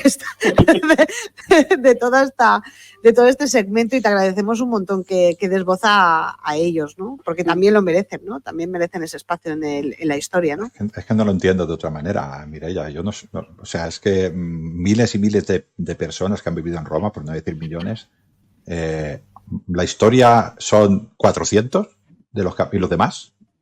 El panadero no nos puede explicar qué sentía el panadero en la época cuando Julio César celebró el triunfo. ¿Qué sentía? O cuando vino, o cuando llegó Pompeyo, o cuando Augusto estaba haciendo sus reformas para hacer Roma grande, ¿no? O cuando se vio por primera vez un pretoriano con arma, cuando él era un devoto y decía que Roma era la ciudad sacra, que no podía haber armas, y se vio por allí un pretoriano, ¿cómo le conmovería eso el cuerpo, ¿no? Es decir, me están corrompiendo, ¿no? Roma, ¿no? Porque yo los sentimientos de esa persona no los puedo, son más importantes que cualquier otra persona de por allí, ¿no? Y yo creo que esto, saber qué pensaba esa persona, es tan importante como lo que sabía Cicerón. Quiero decir que, evidentemente, Cicerón se explicaba mejor, pero los sentimientos de las personas, una madre de familia, por decir algo, ¿no? Cuando Augusto cambió sus leyes y dijo, las mujeres que tengan 3 hijos varones se podrán poner la stola matronae, ¿no? La estola de las matronas. Y aquella mujer tenía 3 hijos y salía por la calle y su marido al lado y decía, mira qué mujer tengo, orgulloso con mi mujer paseando, ¿no? Y la mujer orgullosa, le he dado 3 hijos a mi marido. Y tú no se lo has dado, que eres una mujer que solo da hijas, por decir algo, ¿no? Todo esto también es historia de Roma, es cómo Roma veía el mundo, cómo las personas veían el mundo, cómo desde abajo, desde esta estructura, de este pensamiento, se iban saliendo hacia arriba, ¿no? Hace mucho hice un programa que tenía que ver con Pirro y las guerras pírricas contra los romanos, ¿no? Y uno de los consejeros de Pirro, que fue a negociar con Roma, cuando habló con Pirro le dijo, Roma es como la hidra de Lerna. Cortas una cabeza y salen más romanos. Y cortas otra cabeza y salen más cabezas, ¿no? Y esto, ¿por qué salían cabezas? Porque Roma, la sociedad, era una sociedad potente que sacaba todas estas albas, ¿no? Y al final matabas a un romano, matabas a otro, y salía otro romano. Y matabas a un general y salía otro general. Y esto, ¿cómo puede salir? Porque la sociedad era fuerte, tenía unos principios que daban a eso. Y los estructuraban, ¿no? Estaba todo el mundo, sabía perfectamente el lugar que ocupaba dentro de la sociedad. El que era esclavo, el que era mísero, el que era gladiador, y el que era... Lo has dicho, primero un romano era un ciudadano y después era un individuo. Y esto era la manera suya de ver el mundo. Formaban parte de un colectivo y el bien del colectivo, que en este caso era la loba, era Roma, iba a dar bienestar al individuo. Pero primero era ciudadano, ¿no? Y esto nos cuesta mucho entender. Sí, hoy en día cuesta. Por eso lo has dicho bien, todo este segmento de la parte más baja de Roma fue quien hizo Roma grande, no fue el Senado, no fue... César no hubiera hecho absolutamente nada sin sus legionarios, es más, sin sus legionarios con él. O sea, si hubieran decidido no apoyarle y hubieran cambiado de bando y hubieran dicho, hasta luego Lucas, me voy con Pompeyo, pues... hubiera tenido un problema, la historia hubiera sido muy diferente. Y yo creo que lo que debemos recordar a la gente es que la historia está hecha de todos estos millones de personas que no se ven, que no se escuchan, que parecen que están apartadas y que no tienen su espacio en muchas novelas, o en muchos libros, o en muchos medios de comunicación, en muchos estudios, pero fuera de los estudios técnicos, de la grandilocuencia, de lo que todo el mundo ve en las películas, pues si nos despojamos absolutamente de eso y quitamos todo el folclore, pues nos quedamos con la esencia de Roma, que eran todos estos millones de personas, ¿no? Tampoco, a ver, que la gente tampoco interprete mal. No es que no haya que explicar la historia de César, y la historia de Cicerón, y la historia de los diferentes emperadores. Lo que hay que hacer es complementarla con todo esto, porque esto también es historia. Claro, pero es lo que te decía, Ángel, que eso no se ve tanto. O sea, y antes Maribel lo ha dicho muy bien, ¿no? Si tú ves Gladiator, sí que ves una parte, pero es una parte muy pequeña. ¿Por qué? Porque la grandilocuencia de las grandes producciones se centran en aquello que es ostentoso, opulento, que aquello. Sí que lo ves más en Roma, por ejemplo, en la serie de HBO, ¿no? Ahí sí que ves... Que por eso yo creo que nos gustó tanto a la gente, sí, creo que porque sí. Decías, anda, pues ver las calles, ver cómo iban las familias del legionario, cómo podía crecer, cómo podía acceder, cómo, ¿sabes? De ver sus anhelos, cómo funcionaban los roles familiares. Claro, todo eso no lo ves normalmente. Entonces, por eso a la gente le invito a que lean los libros de Ángel, porque se va a hacer, vamos, un empache de realidad y de además lo cotidiano. Sí, además te impacta y te hace pensar, te hace pensar mucho. Yo creo que algunos amigos, tengo que confesar que algunos amigos míos que conozco de hace muchos años han leído el libro y me han mandado mensajes diciendo ¿cómo te pasas? Y digo, bueno, yo explico cómo era la vida en aquella época. Tampoco, a mí tampoco me gusta. Algunas veces cuando había acabado de escribir digo, jolín, tío, lo que había que tragar. Pero luego reflexionando digo, no puedo ver las cosas como se ven ahora. Es inevitable a veces, ¿no? Pero intento siempre apartarme un poquitín de esta vida. Pero hay algunas imágenes que la gente me ha dicho esto, ¿no? Y luego también otra, lo que has dicho tú del baño de realidad, ¿no? Una muchacha se me puso en contacto a través de, hace poco, a través de mensajes privados, ¿no? Y me dijo que había ido a una exposición a un museo determinado, ¿no? De Madrid, el arqueológico, que creo que está en Alcalá de Henares. Y allí le hicieron unos talleres sobre los mosaicos romanos, ¿no? Y sobre las pinturas. Y dijo que se había sorprendido porque le habían dicho que Roma era toda policromática. Y ella se pensaba que era todo mármol y todo blanco, ¿no? Y no, era policromática. Y como dices tú, tu libro serviría y llena de olores, y llena de gente, llena de contrastes. Y esto hay que explicarlo también. Roma no son las casas patricias solo.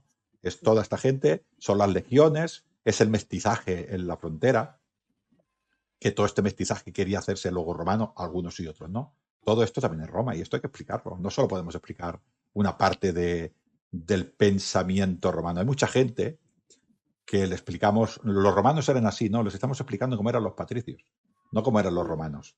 Y los romanos son todos, desde plebeyos, peregrini, que vivían ya muchísimo tiempo en la ciudad, muchísima gente que ha hecho Roma.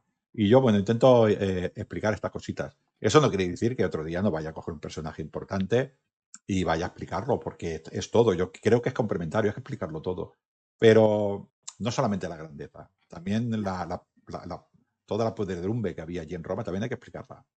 No, y lo que decías del policromado es verdad, Hay mucha gente, si mucha gente viera las estatuas, cómo eran de policromadas, que le dan un toque kitsch exagerado, porque el azul, el rojo y el verde y el ocre estaba en todos lados y los ojos estaban totalmente pintados. Que hacían mala impresión, ¿eh? Claro, si la gente viera cómo eran los templos y cómo eran las estatuas, o sea, yo creo que si tuviéramos una máquina de tiempo y nos trasladáramos, la gente quedaría impactadísima del aspecto idealizado, que te han idealizado a lo largo de los años a nivel pues de las grandes producciones de cine, de los peplums, de esos libros que te hablan de... Y claro, tú no puedes, como tú eso no lo has visto, no puedes evitar proyectar una imagen gráfica de lo que has visto en una televisión. Entonces, claro, desestigmatizar todo eso y decirle a la gente, no, si esto tenía más colores, que era muy kitsch esto, que tenía, a ver, que el aspecto no tiene nada que ver con lo que tú te pensabas, ¿no? Y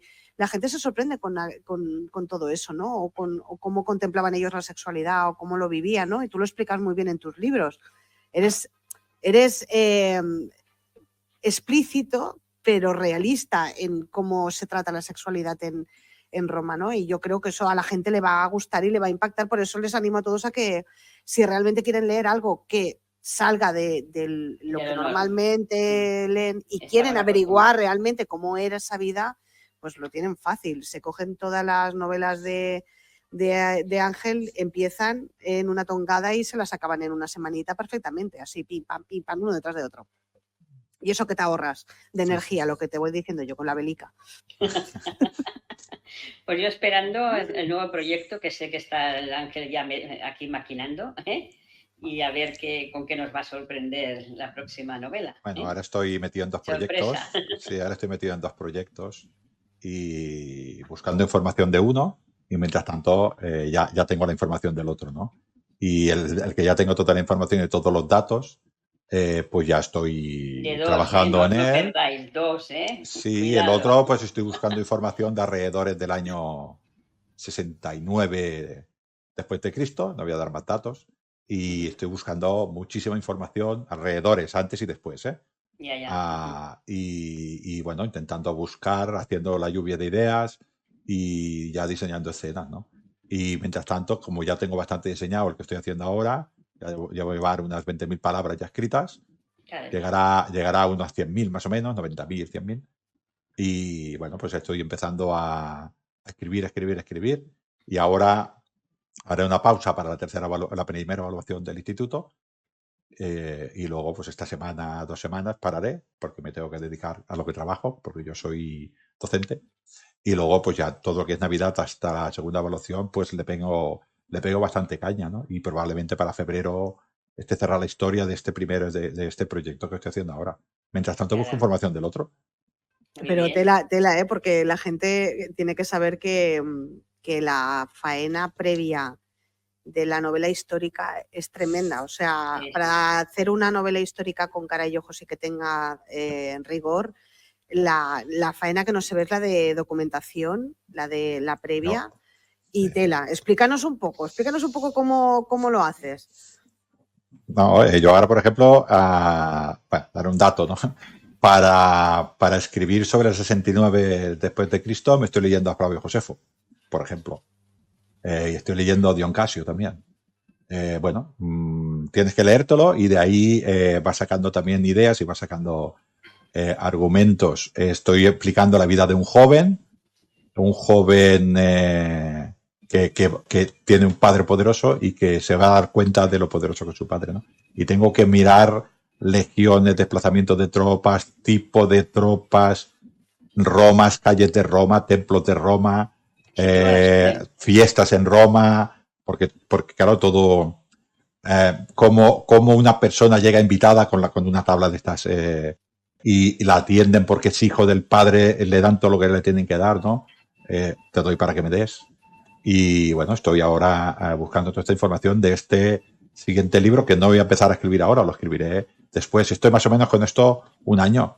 Y luego seguramente conforme voy escribiendo la historia, me encuentro con que necesito algo y otra vez a sumergir en libros históricos y en ensayos y en Tito Livio y bueno, en todos estos personajes de Belén, todos estos personajes que han escrito la historia y a ver qué puedo sacar, de dónde puedo sacar un hilo para que la cosa tenga coherencia. Yo voy a hacer un aviso para que las personas lo sepan.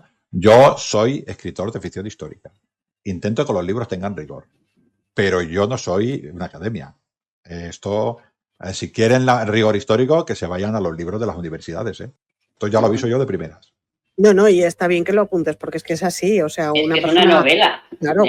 Una cosa es que tú hicieras un ensayo en relación a un tema en concreto y que dices, bueno, pues el rigor tiene que estar presente, casi tiene que ser el eje que te lleve a trabajarlo, pero cuando estás haciendo novela hay cosas que tú le has explicado muy bien, hay cosas con las que cuesta más equivocarse, no te puedes equivocar de ciertas cosas, pero luego hay un margen, la novela te ofrece, la ficción histórica te ofrece un margen para poder encajar las piezas y poderlas hacer funcionar y la gente tiene que saber que una novela histórica no es para aprender historia. Otra cosa muy diferente es que tú la leas y aprendas y te abre el gusanillo y digas, uy, pues voy a aprender más sobre el 69, ¿no? Por esa época me ha interesado.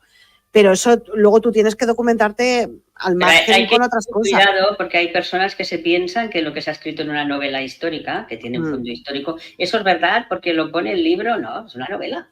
No tiene por qué haber ocurrido.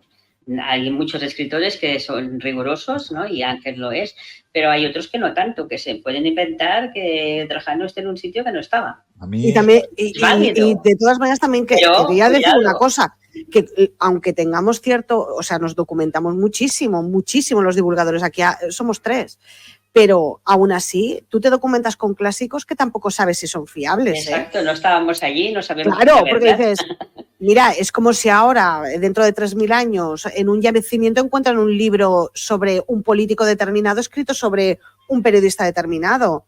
Uh-huh. ¿Eso es una fuente histórica? Sí, pero ¿es real?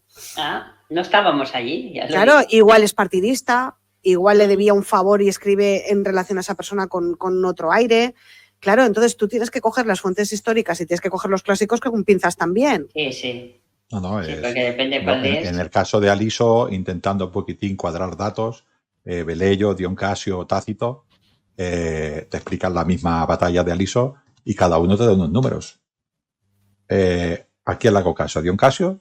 ¿A Tácito? ¿A quién? Y entre todos uno, que un poquito de Entonces, cada uno. pues bueno, pues tienes que ir un poquitín con cuidado e intentar no, claro, si las tres personas dicen una cosa, dices, bueno, pues le das una Sí, cierta, porque coinciden, pero si no coinciden, ya... pero que tampoco, que igual los otros dos lo escriben de oída. Es muy difícil todo esto todo aquello que nos escriben los clásicos, es verdad, es por suponer muchísimo, ¿no? Ni la historia augusta, ni Suetonio, ni Plutarco nos habla de los reyes primerizos de Roma como si existieran de verdad. Nos habla de Numa Pompilo como si existiera de verdad, pero si no se sabe si existen de verdad. Con lo cual, ¿no? Y luego decimos, sí, pero cuando nos habla de Julio o de Pirro, entonces sí. Bueno, ¿por qué? Sí. ¿No? Bueno, y yo creo que es posible incluso que se hablen de mitos y que fueran reales. Bueno, sí. Algunas cosas, quiero decir, puede ser, sí. No que fueran reales, entendedme, pero que esté basado, que tenga una cierta, o sea, muy, muy, muy decorado, pero que también, y además, ¿no? que las historias se pasaban de boca a boca. Sí, el problema de las fuentes es muy difícil, el problema de las fuentes, ¿no? Pero bueno, lo que dices tú, hay datos que son bastante fáciles de saber, ¿no? Yo no puedo hablar, por ejemplo, por decir algo, ¿no? Un templo que utilizo, que es el templo de Esculapio, que está en la isla Tiberina, una isla de Roma. No puedo hablar en el siglo V a.C. porque no estaba el templo. Y esto es relativamente fácil de saber, ¿no? O el culto a Isis. No puedo hablar del siglo II a.C. porque no era como mínimo generalizado. No era o a Cibeles, que vinieron cuando las guerras púnicas, ¿no? Pues todas estas cosas se pueden respetar, ¿no? Yo no puedo hablar de las murallas, de las puertas de las murallas aurelianas en el siglo II después de Cristo. Tengo que hablar en el siglo, claro, cuando las hizo Aureliano, ¿no? Al final del siglo III. Sí, sí. Bueno, pues estas cosas son relativamente fáciles de cuadrar, ¿no? Pero hay otras muchísimas que no. ¿Cuántos soldados? Dion Casio a veces habla de unos soldados de 300.000, pero 300.000 soldados era todo el ejército de Roma. Como van a estar matándose, pues, y te dice 300.000, se queda tan pancho el hombre, ¿no? Sí, claro. Pero mira, ahora que Maribel ya ha dicho por qué invita a la gente a que lo compre, yo he dicho por qué. Ahora di tú, vende tu libro y dile a los oyentes y a los espectadores por qué tienen que apostar por tu libro. Venga, va, véndete. No, yo ya lo habéis dicho vosotras. Es que es muy difícil decir las fortalezas, ¿no? Yo soy una persona que intenta divulgar de una manera amena y que huye del presentismo. Lo intento hacer con todas mis fuerzas. Intento presentar, a empatizar con esos personajes que vivirían allí. ¿Qué pensarían cuando vieran esa realidad social en la que vivían, ¿no? Intento ser muy exacto con lo que pensaría ese hombre allí, con lo que yo creo que pensaría, porque claro, al fin y al cabo es una ficción, ¿no? Y no moverme mucho de ese mundo, ¿no? Intento siempre explicar las cosas de una manera empática, y hay una cosa que me cuesta mucho, que no es fácil de hacer, yo intento hacerlo, que es que la gente, yo he dicho que escribo por imágenes, ¿no? Que la gente vea la imagen del personaje, ¿no? Cuando una persona hace algo, explicaré porque es una anécdota que me ha pasado, ¿no? Una persona me ha dicho que hay una imagen en la que yo explico que pasa una Patricia, que se llama Livia de Drusila, que es la mujer de Augusto, y va por un pasillo, y va enfadada, ¿no? Y va quejándose, ¿no? Y la escena la explico de tal manera que esta persona la ve. Dice, no, es que yo veo la imagen, aunque tú me la escribas, yo la vi, ¿no? También, sí, ¿no? sí. Pues yo intento escribirlo así, con cosas que tú puedas representar, ¿no? Esto es como si, intento siempre que tú empatices con el personaje, ¿no? No sé si lo logro o no, pero yo lo intento. Y luego, vuelvo a repetir, huyo totalmente del presentismo. Lo intento, repaso continuamente. Me cuesta mucho porque mi hijo, tu hijo, claro, yo no soy capaz de pensar en una mujer de esa manera. Para mí una mujer es una persona tan importante como yo, y yo soy tan importante como una mujer, ¿no? Meterme en un mundo en el cual no solo la mujer, sino que hay personas, mujeres y hombres, que son cosas, pues necesito, ¿sabes? Un poquitín quitarme todo esto y meterme allí. Yo lo intento hacer lo más fuerte posible, tampoco me recreo ni en los actos, dijéramos, más reprochables, ni en los actos más amorosos, sino que intento hacerlos normales. Esto es lo que pasaba y sigo. Tampoco me recreo. Esto es lo que pasaba y sigo. Y la siguiente frase. No, y se nota, la naturalidad en explicar las cosas tal como si lo vieras paseando por la calle. Yo creo que es eso. Yo creo que es un magnífico fotógrafo de escenas normales, ¿no? Porque las fotografías, las plasmas, las explicas y pasas a otra, ¿no? Y yo creo que eso es de agradecer porque te lo hace muchísimo más ameno, ¿no? Que está recreándose en lo mismo, ¿no? Hay imágenes que te ayudan a ver la vida cotidiana. Cuando tú ves que una mujer, porque yo observo mucho a las personas, ¿no? Cuando una mujer está sentada, estoy hablando ahora en la actualidad, ¿no? Cuando una mujer está sentada al lado de la otra en un bar tomándose un café y aquella persona, aquella mujer, en un momento determinado mueve la mano y tiene contacto físico con la otra, es porque está buscando intimidad, le está diciendo algo que es íntimo de las dos. Y esto es con un simple gesto, yo no sé lo que le está diciendo, pero esto es que es un gesto íntimo, ¿no? Y esta imagen, cuando tú la ves y luego la explicas, es cotidiana. Tú harías lo mismo con una amiga. Cuando tú a una amiga le estás contando algo, tocas físicamente, porque eso es un contacto, eso te genera esa confianza, ¿no? Y yo intento buscar estas imágenes para explicarlas, entonces la gente la ve y entonces empatiza, ¿no? No sé si lo logro, pues yo lo busco.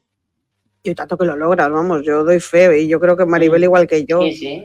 Vamos, se ve y se plasma pero cada yo lo vivo, palabra. Lo leo y vivo, estoy dentro de la novela. O sea ahora os haré una pregunta, a ver, eso te la hago yo. Una pregunta. Quitando de los dos personajes principales, el masculino y el femenino, ¿qué otro personaje os ha encantado de allí, de la novela?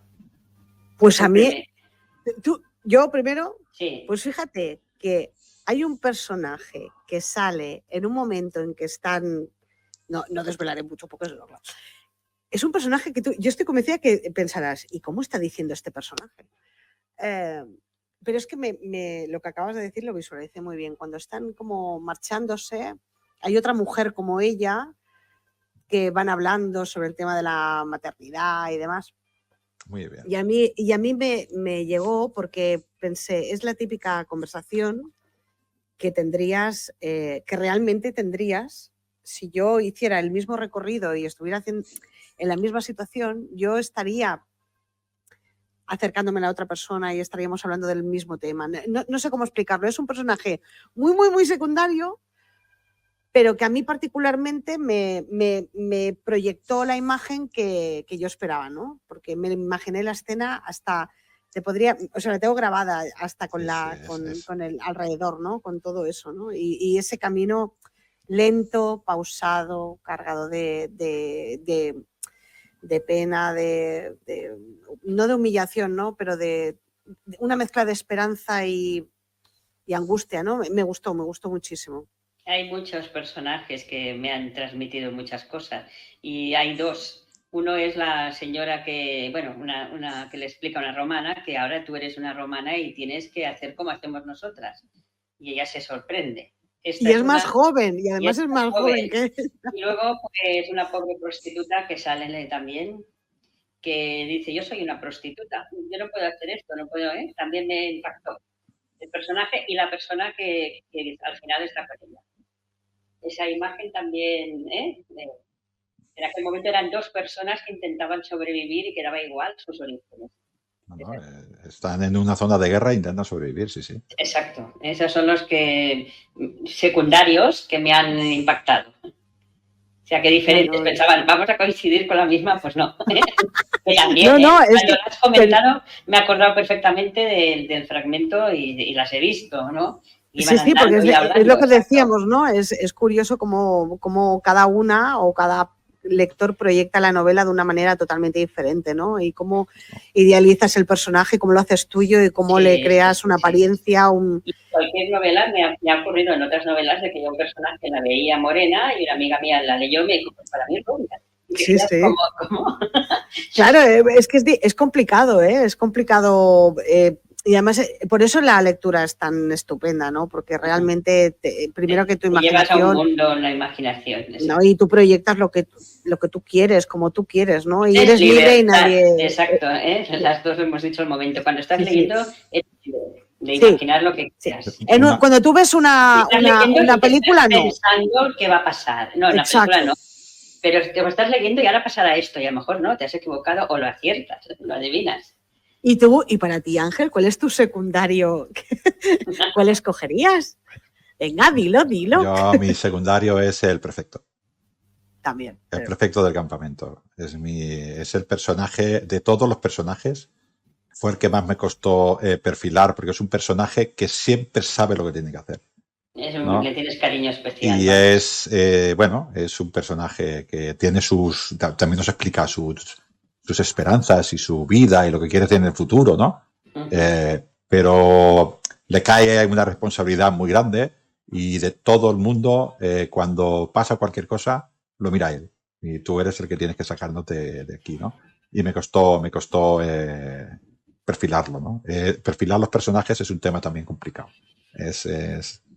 Y hacerlos evolucionar y tal, ¿no? Pero en este caso me costó bastante porque era el único personaje de toda la novela que dijéramos es responsable de todo lo que tiene que hacer. Los demás dice yo lo que me digan, yo lo que me digan, y él es el que tiene que decirlo todo, ¿no? Todos dependen de él y van a salir de él por él o sin él, pero él es el responsable de todo, ¿no?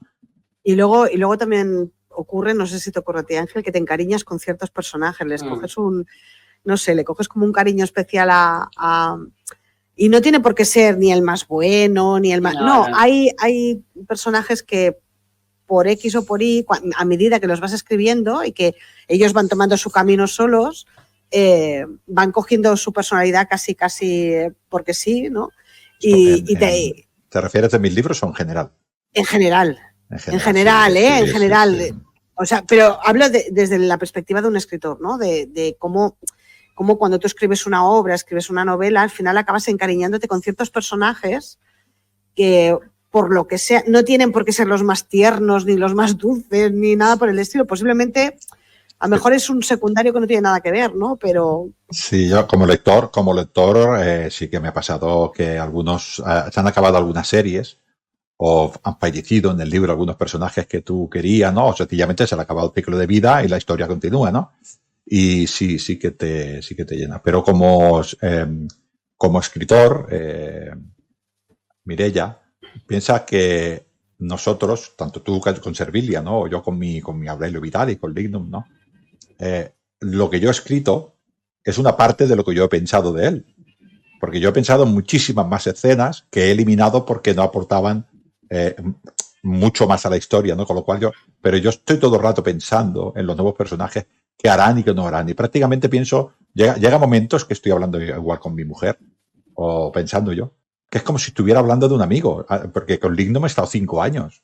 Claro. Hay personas que no tengo 5 años de convivencia con ella y les echo de menos con 2 años. Compañeros de colegio que a los 2 años se van y digo, sí, como lo echo de menos a compañero porque me lo paso muy bien, ¿no? Pues es una persona que tiene todo el rato en la cabeza, ¿no? Y pensando cómo actuaría, de qué manera hacerlo. Ahora lo pones en una situación y, claro, tú como lo tienes perfilado, cómo reaccionaría, qué dirá, qué no dirá, cómo le afectará, ¿no? Y todo es como si estuvieras hablando de una persona, a veces parece hasta real, ¿no? Porque le estás dando, yo estoy hablando en mi casa con mi mujer o con mis hijos, los pobres, que me aguantan mucho, yo estoy hablando de estos personajes y ahora hará esto, ahora no lo hace, y hablamos como si fuera un amigo más.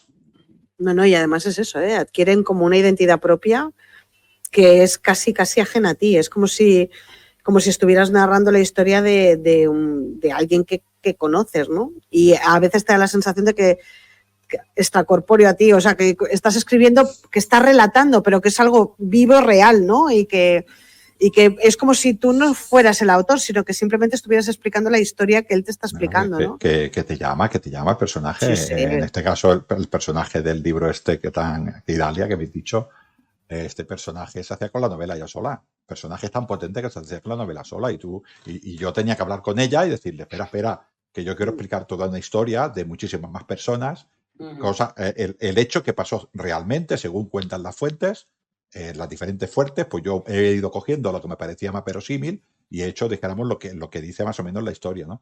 Pero ahí, en mi ficción, estaban todos estos personajes que me van saliendo y yo he querido explicar diferentes momentos, diferentes pensamientos, diferentes sentimientos de la misma situación de supervivencia prácticamente al borde de la muerte, ¿no?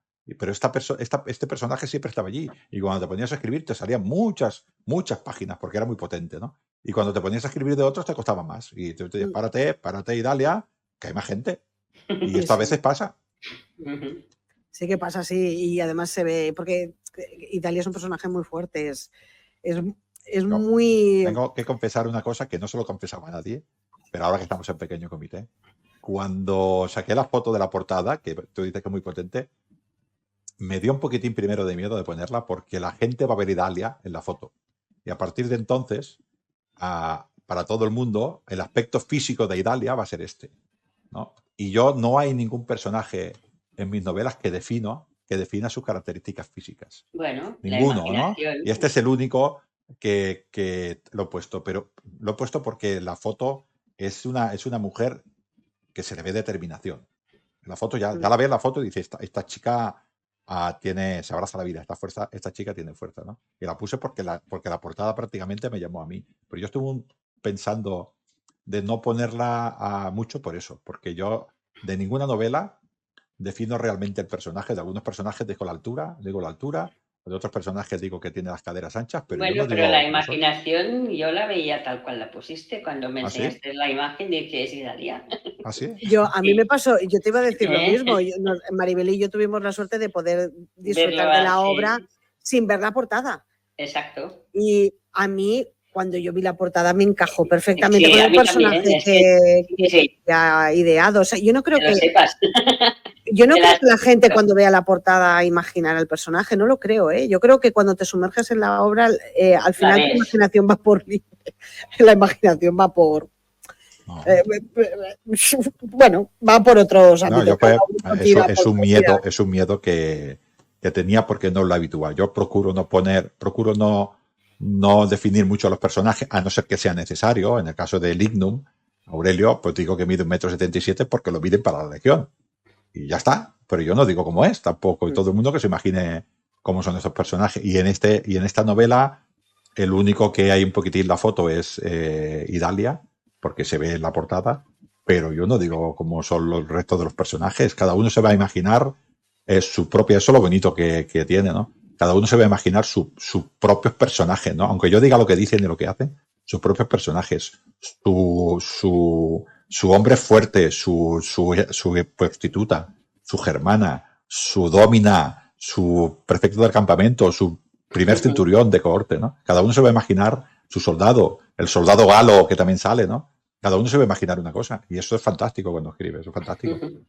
Sí, la verdad es que esa dosis de imaginación extra yo creo que ayuda muchísimo más a hacerte lo tuyo, ¿no? Y de entrar un poco más en el personaje y en la novela, ¿no? Si me apuras, a veces dar las cosas tan mascadas le resta un poco de eso, ¿no? Del encanto, ¿no? Decir, pues igual yo me la imaginaba de otra forma, ¿no? Y de esa manera das cierta libertad, ¿no?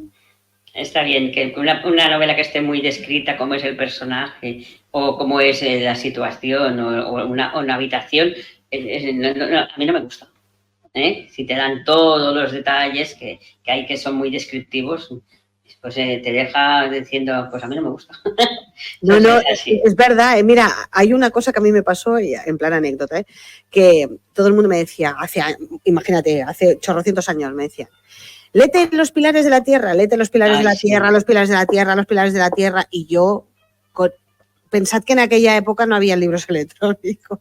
No. Tenía que llevarme el tochamen aquel de los pilares de la tierra, que eran 1.200 páginas, y yo me lo llevaba al ferrocarril, al tren. O sea, imaginaros la luxación de hombro cada vez que tenía que llevar los pilares de la tierra, me los llevaba a la estación, venga a leérmelo, volvía del trabajo, luxación otra vez, venga. Y yo me llevé una decepción con este libro, ya que lo has comentado, porque todo el mundo, ay, no lo has leído, y cuando lo leí, para mí era una novela más, porque ya había leído mucho sobre la Edad Media. Entiendo que el que no ha leído nada sobre la Edad Media le puede gustar, pero si tú ya llevas X tiempo leyendo de todas las épocas, para mí fue una novela más y me quedé decepcionada. Yo recuerdo que pensé, madre mía, si es que se pasa 800 páginas hablando describiendo. Entonces, claro, sí que está muy bien hecha, está muy bien escrita, está muy bien documentada, es una novela magnífica. Sí.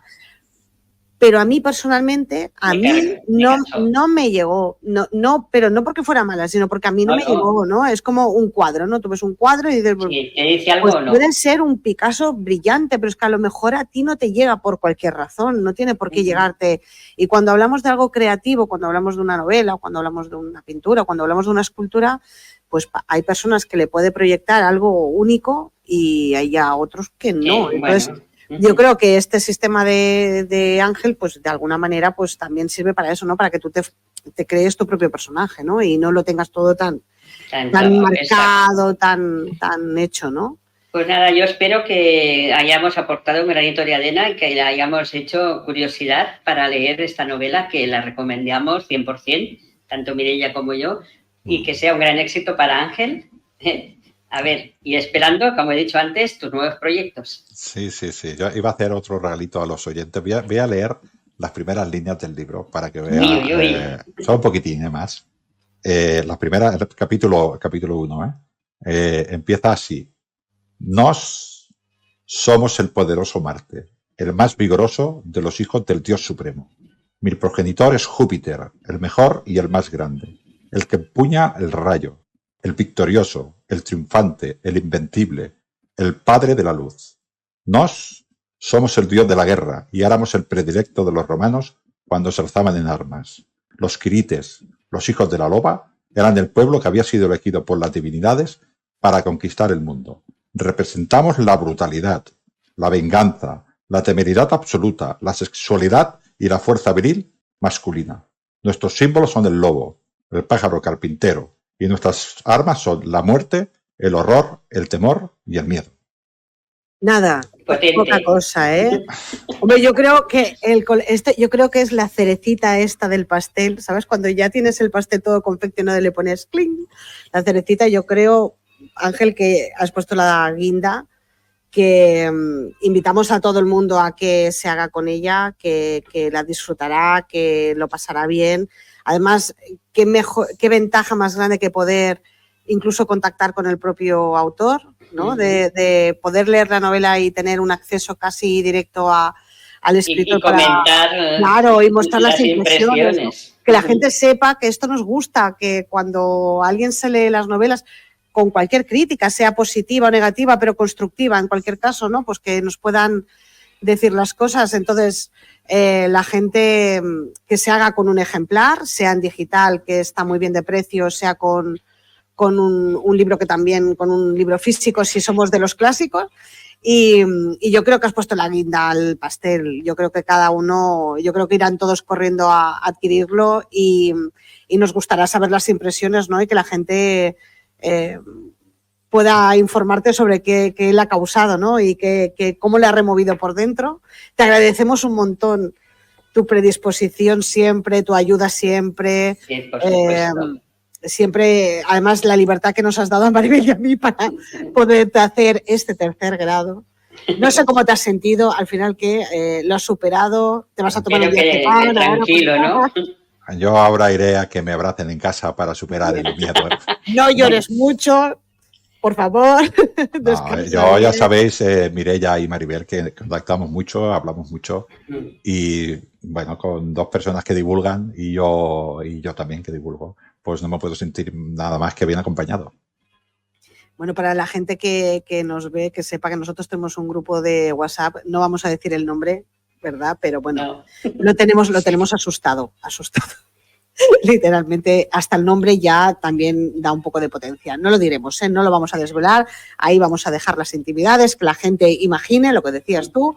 Pero bueno, en cualquier caso, gracias por todo. Gracias, Ángel, por haber estado con nosotras, por haber contestado todo, por haberte prestado al juego. Y bueno, con la alegría de nuevos proyectos, eso quiere decir que nos veremos próximamente para hablar de los nuevos, ¿no? Y esperamos que la gente, pues bueno, que nos siga como nos está siguiendo hasta ahora y que se apunte otro más en la lista, que vaya ahorrando, es muy poquito, con que ahorréis nada, el precio de un café y pim, pim. y otro Sí. libro de Ángel Portillo para la biblioteca que seguro que nos va a decepcionar. Pues Y que les va a gustar. muchísimas gracias, Ángel, muchísimas gracias, Maribel. Y a Qué ti decir, también. sois amigos, queridos, estimados, y yo voy a dejar que Maribel se despida porque es una tradición, ¿no? Yo creo que Maribel tiene que despedirse. Pues nada, espero que lo hayáis pasado bien, que conozcáis un poquito más el trabajo de Ángel, que es el que nos lleva al programa, un gran compañero y mejor divulgador y amigo también, hay que decirlo. Y bueno, esperamos otro programa que nos invite Ángel y hasta otra vez, amigos del Mediterráneo.